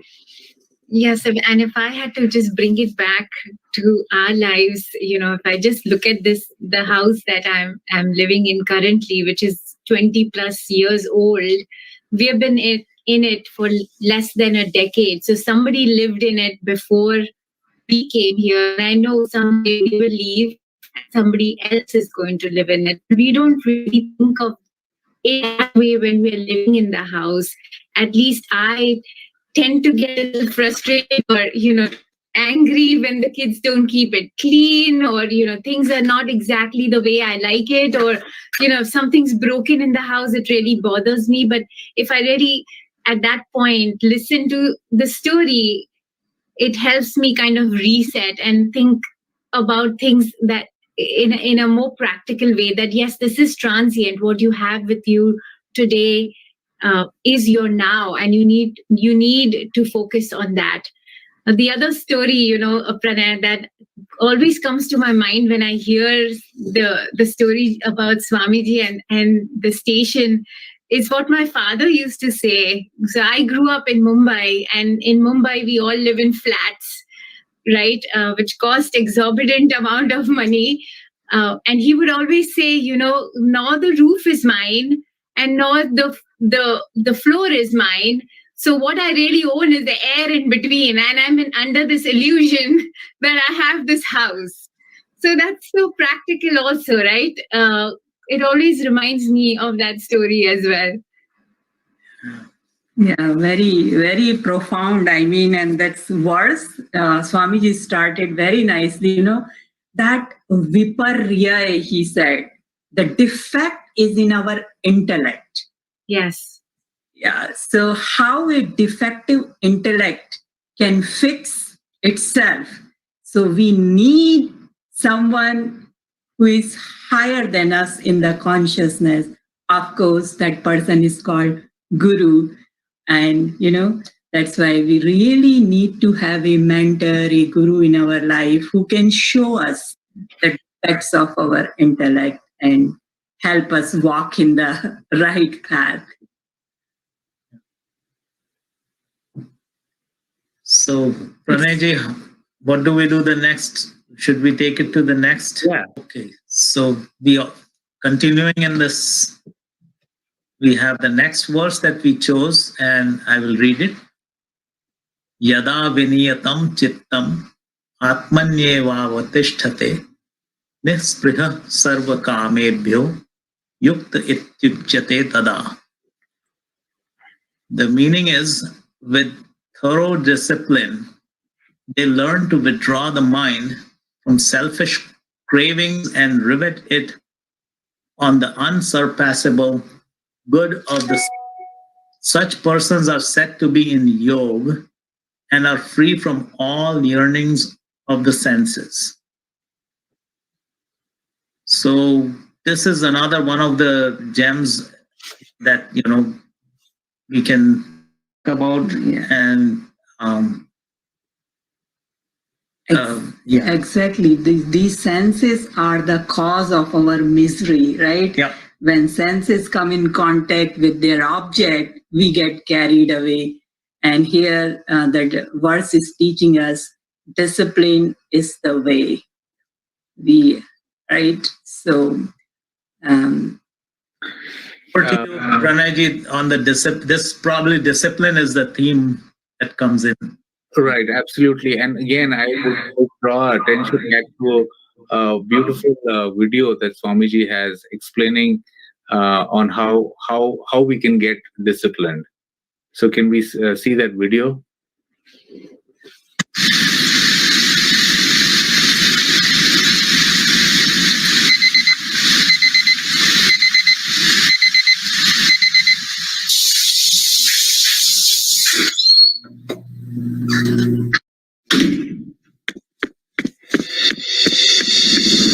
It is said winners have 1,000 reasons to make excuses. One reason to succeed. They take that one reason and proceed.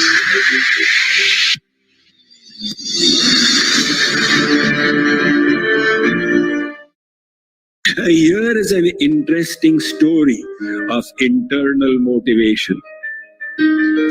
One boy loved to play soccer. He was an extra in the school team. He would rarely make it to the first 11. And in most school matches, he would be on the sideline. But sincerely, he would come for the practice games. He would be accompanied by his father.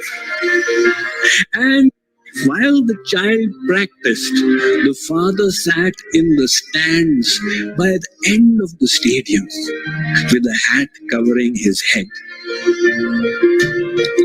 Once, for 6 days, this child and his father did not show up for practice. The 7th day was a critical match of the school in the quarterfinals of the league. He came running there just 10 minutes before the match without his father and said, Coach, please give me a chance in today's match. The coach said, but you are not in the first 11. Coach, please, I will not let you down. Just give me one chance. But you have not come for practice for the last 6 days. Coach, believe me, I will do something special. Seeing his earnestness, the coach said, all right then, look, you need to anticipate the shots and move into the gaps. And you need to create the moves and push the ball little ahead of your players so that they can pick it up and create the strategies. When he started playing, it seemed as if he was possessed. He was a little faster than everybody else, reaching the ball before the others. He was anticipating where it would come and seeming to pick every loose ball. When he stood before the goal, he was so focused, he would not miss. At the end of the game, they won. And the coach said, I can't believe that. I didn't know you had such quality in your soccer. How did you manage such a performance? The boy said, Coach, today my father was watching me. The coach looked where his father used to sit on previous occasions. But your father is not there. Coach, he passed away. He died 7 days ago. He was watching me from above. But he used to watch you from here as well. Coach, he was blind. Today was the first day when he was actually watching me. That child had a strong why. My father who was so important in my life, is watching me today. I must please him with a spectacular game. What about our spiritual Father, our eternal Father, God? He's always watching us. If we can be convinced on this fact, we will automatically feel motivated. Some people ask me, Swamiji, what is your secret of motivation? You know, when they see my schedule, before COVID times, they would see that I visit 90 cities every year for lectures. And even in one city in 7 days, I stay in 7 homes. So I estimate that my suitcase goes to 150 homes every year. They say, you know, at your age, how does this happen? What is your motivation? I say, look, it is very simple. I realize the value of the graces I have received. The opportunity to meet a true Guru, to receive knowledge from such a Guru, the opportunity to serve the Guru, this great and wonderful path of Bhakti Yoga towards the most attractive Radha Krishna, and the blessed grace of being able to help others. And then I also remember that life is short. So I don't know how long this golden chance will remain. I keep that in my mind and I feel inspired.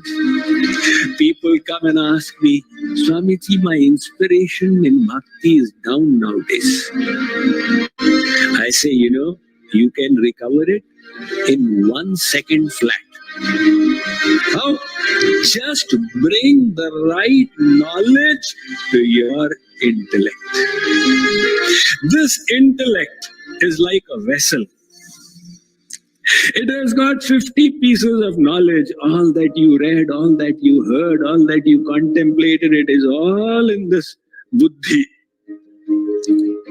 Now, whichever piece of knowledge you activate, that piece of knowledge, the intellect will align with it and the mind will be forced to start obeying.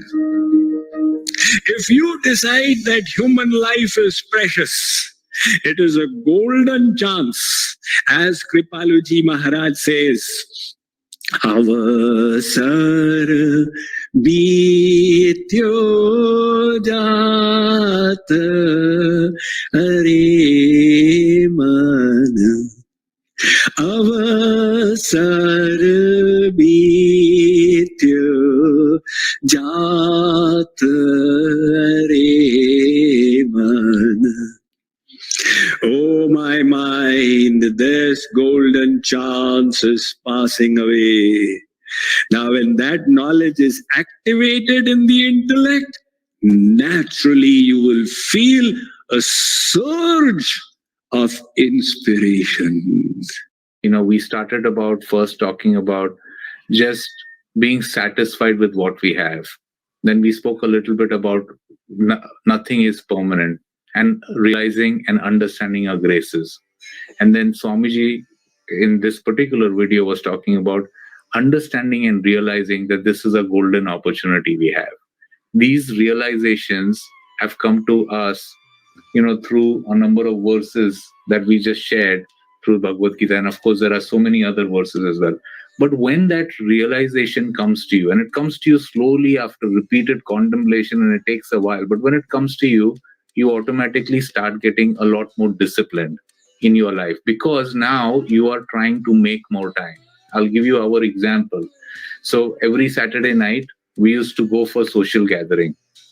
And we used to go for these social gatherings. So first you dress up, then you drive, then you spend 4 hours with somebody, some social gathering talking. Then you are late there, then you wake up late in the morning. When you calculate the hours, we spoke about it and we said, how many hours did we spend? We basically wasted 12 hours for one social gathering. What could I have done with that time if I was more disciplined? If I'm sleeping late, I'm losing time. Even when you have a heavy meal, if I go and have a luxurious meal at a buffet, I feel lethargic. When I feel lethargic, I'm losing time. So when those thoughts come in is what else could I be doing with my time? You automatically start thinking you need to be a lot more disciplined. So these things, we're starting off with being satisfied with what you have, understanding your graces. These verses teach you to get more disciplined in your household life. And then with your time, you can either spend more quality family time. You can either that's spending more time with your kids. You can even be more productive at work. You're just generally more alert. So all of these benefits come in through the Bhagavad Gita that are directly impacting your own household life. So I think we all are slaves to our habits, right? And what we have over the years done time and time again. And this verse and Swamiji's lecture challenges that and tells us, no, you got to think differently, because this is a golden opportunity. And the way you spend your time it is critical, right? So you automatically, if your intellect is convinced of this theory, then you automatically start shedding things that are not important to your spiritual growth or to your internal growth, I would say. And it starts to kind of show up in different ways in your everyday life. And it takes a lot of time. I think I'm not perfect at all. I'm still on a very steep incline. And every day I kind of pull myself back to see, okay, what could I have done differently today? But that is a big teaching, I think, from this verse. And the rest, Swamiji explains it so very well that I couldn't do justice to the verse at all. Rimaji, Deveshi? Yes, exactly. Like we are all in this journey, right? And Swamiji is telling us, we always remember these three graces of God: the human life, divine knowledge, and meeting of a guru, right? If we keep this knowledge active in our mind, and then we can make most out of our day-to-day life. And as Swamiji said, if we work with that consciousness, right, that God is watching us in our every act, thought, and deed, just we have to practice to retain that consciousness. And I think the rest of the things will fall in place. So I think discipline and practice is the only way. And you can learn from Swamiji. I mean, as we saw in the video, right? He's a living example of discipline wherever he goes. Travels so much. We all have experienced his grace and the way he has lived his life and shaped our life as well. Yeah, and in conclusion, I think I just wanted to mention. So, I think we all collectively believe that Bhagavad Gita is a manual on how to live a decent life, right? And today we only touched upon very, very, very small and few aspects about how it has impacted our life. We've not touched anything about, detachment or karma yoga or surrender to God. So as we get deeper and deeper into the Bhagavad Gita, and there are so many beautiful verses, it obviously will have a huge impact in a positive way to everybody's household. You will see a complete transformation that happens from the inside, and that not only just benefits towards your surrender towards God, but along the journey, there are so many other benefits, whether it is on how you are objectively working in a relationship with your spouse, or whether it is your relationship with your children, whether it is your relationship with your neighbors. It helps all aspects. So for me, in conclusion, all I just wanted to thank the Bhagavad Gita and thank Krishna for sending it to Arjun, and most importantly for Swamiji to come to our lives and to actually explain that to us, because our life has got completely transformed after we got in connection with the Bhagavad Gita. A good time, I guess, right? Rohina ji, Pranay ji, discussing on those topics after a long, long time. So, okay, we look forward to meet you again. Radhe Radhe. Radhe Radhe. Radhe Radhe.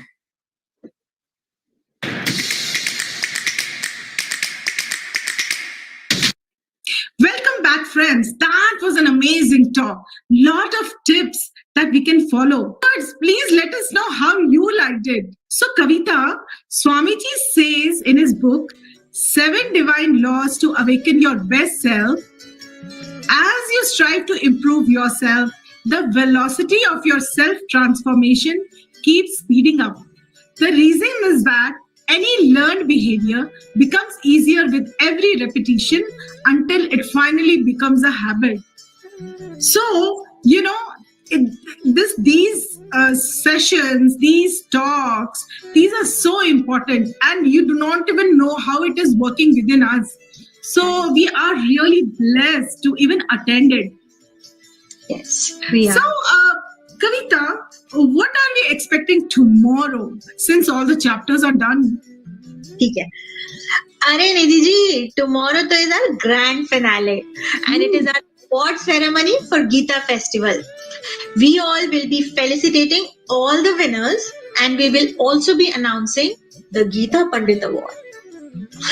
We are expecting a huge crowd and it's going to be really exciting to see everyone join and friends and families. So everyone will be there, and the icing on the cake will be our most awaited program, and that will be exclusive interaction of Swami Mukundananda ji with Jaya Ro, who is the spiritual speaker of Vedanta.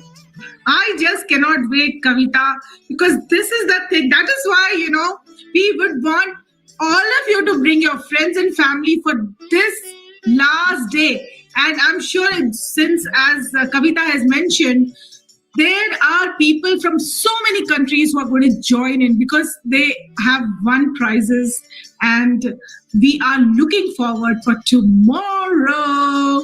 Yes, we are. We highly recommend and encourage everyone to attend and also invite your friends and family. Thank you so much for participating in trivia questions and I Love Gita contest. Congratulations to all the winners. That is it for today. Goodbye. Alvida. Thank you for giving us this opportunity to host the Grand International Gita Festival. Take care. Radhe Radhe. Thank you so much, everyone, for this great opportunity once again. Kavita, it was such a pleasure hosting this program with you. Radhe Radhe. Radhe Radhe.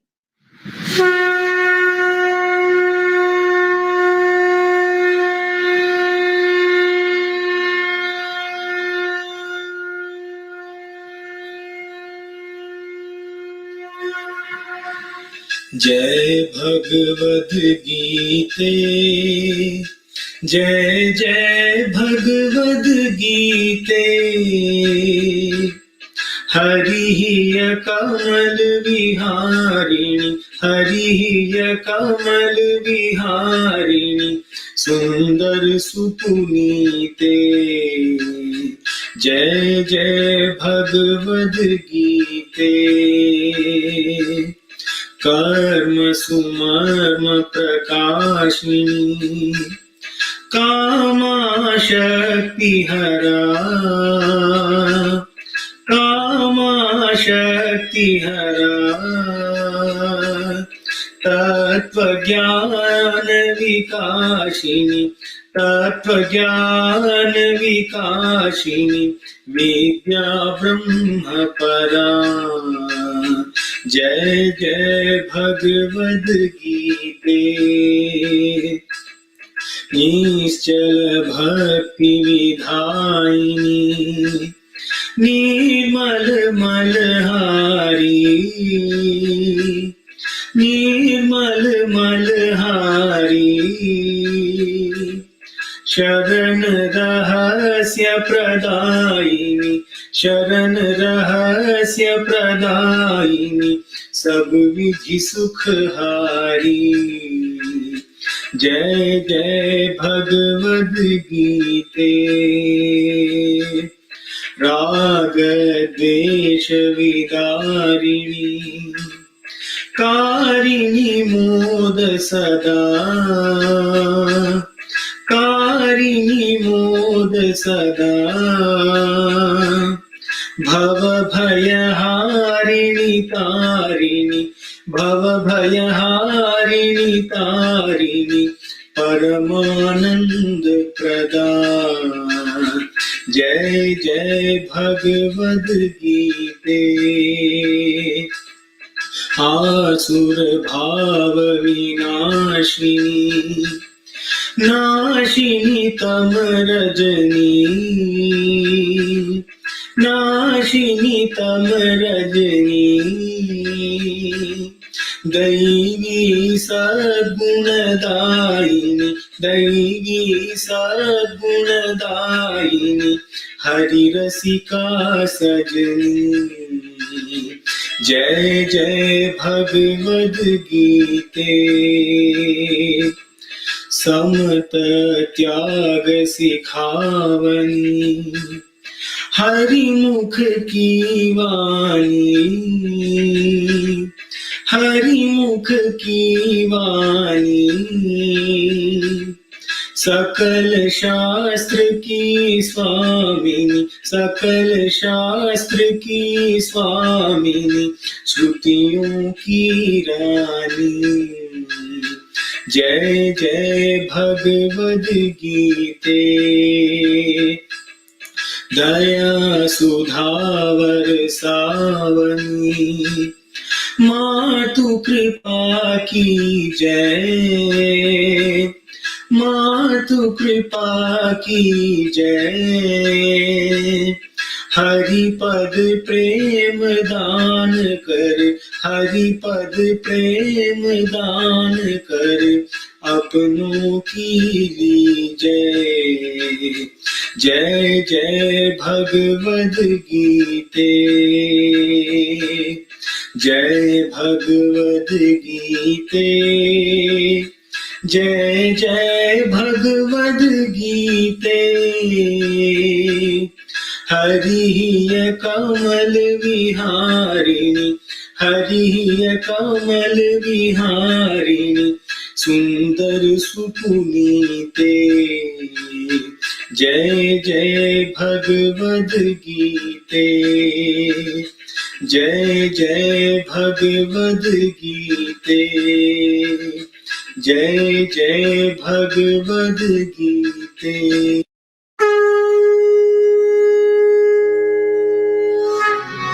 जयति जगद्गुरु गुरुवर की गाओ मिले आरती रसिक पर की गाओ गाओ मिले आरती रसिक पर की गुरु पद नखमणि चंद्रिका प्रकाश जाके उर बसे ताके मोहत मनास जाके मार नार तब हार कर पास ताते होए माया मोह सब निराश पावे गति मति रति राधावर की गाओ मिले आरती रसिक वर की गाओ गाओ मिले आरती रसिक वर की हरे मन मूर्छा नारी नरहार गुरु बिनु ब्रह्म श्याम न देंगे सार कोमल कृपाल बड़े कृपा सिंधुरार पाके इन्हें आज तू अनाथ हो सनाथ इन्हीं के अधीन कृपा गिरिधर की गाओ मिले आरती रसिक वर की गाओ गाओ मिले आरती रसिक वर की भक्ति योग रस अवतार अभिराम करे निगमागम समन्वय ललाम श्यामा श्याम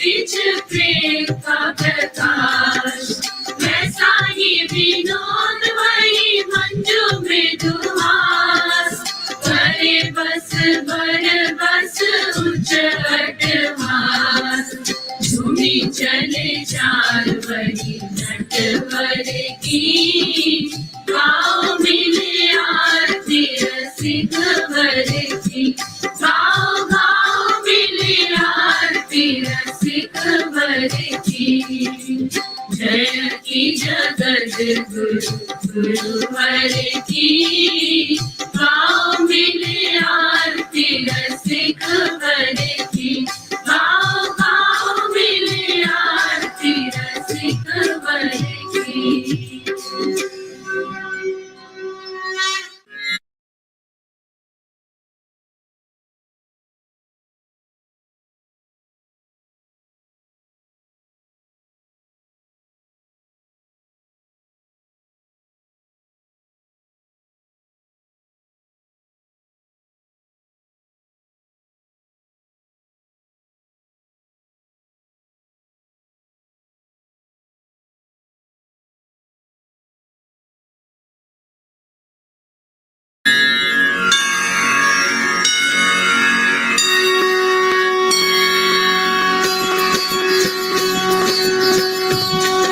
आरती प्रीतम प्यारी की, बनवारी नथवारी की, आरती प्रीतम प्यारी की, बनवारी नथवारी की, भुवन सिर कनक मुकुट झलके, भुवन श्रुति कुंडल बल हलके, भुवन दिग प्रेम सुधा छलके, रसीले बैन रसीले नैन रसीले सैन, भुवन नैनन मनहारी की, बनवारी नथवारी की, आरती प्रीतम प्यारी की, बनवारी नथवारी की, धुनि दृग चितवनि करवारी, धुनि लट लट कनि छवि न्यारी, धुनि भौमट कनि अति प्यारी, रसन मुख पान हसन मुस्कान, रसन दम कान, धुनि बेसर छवि न्यारी की, बनवारी नथवारी की, आरती प्रीतम प्यारी की, बनवारी नथवारी की, एक उर पीतांबर पहरे, एक उर नीलांबर लहरे, दुगुन उर लर मोतिन छहरे, कंकनन खनक टिंकिनिन झनक, नूपुरन भनक, धुन रुन झुन धुनि प्यारी की, बनवारी नथवारी की, आरती प्रीतम प्यारी की, बनवारी नथवारी की, एक सिर मोर मुकुट राजे, एक सिर चूनरी छवि छाजे, दुगुन सिर तिरछे भल भ्राजे, संग ब्रज बाल लाडली लाल, बामगल डाल, कृपालु दुगुन दिग चारी की, बनवारी नथवारी की, आरती प्रीतम प्यारी की, बनवारी नथवारी की, आरती प्रीतम प्यारी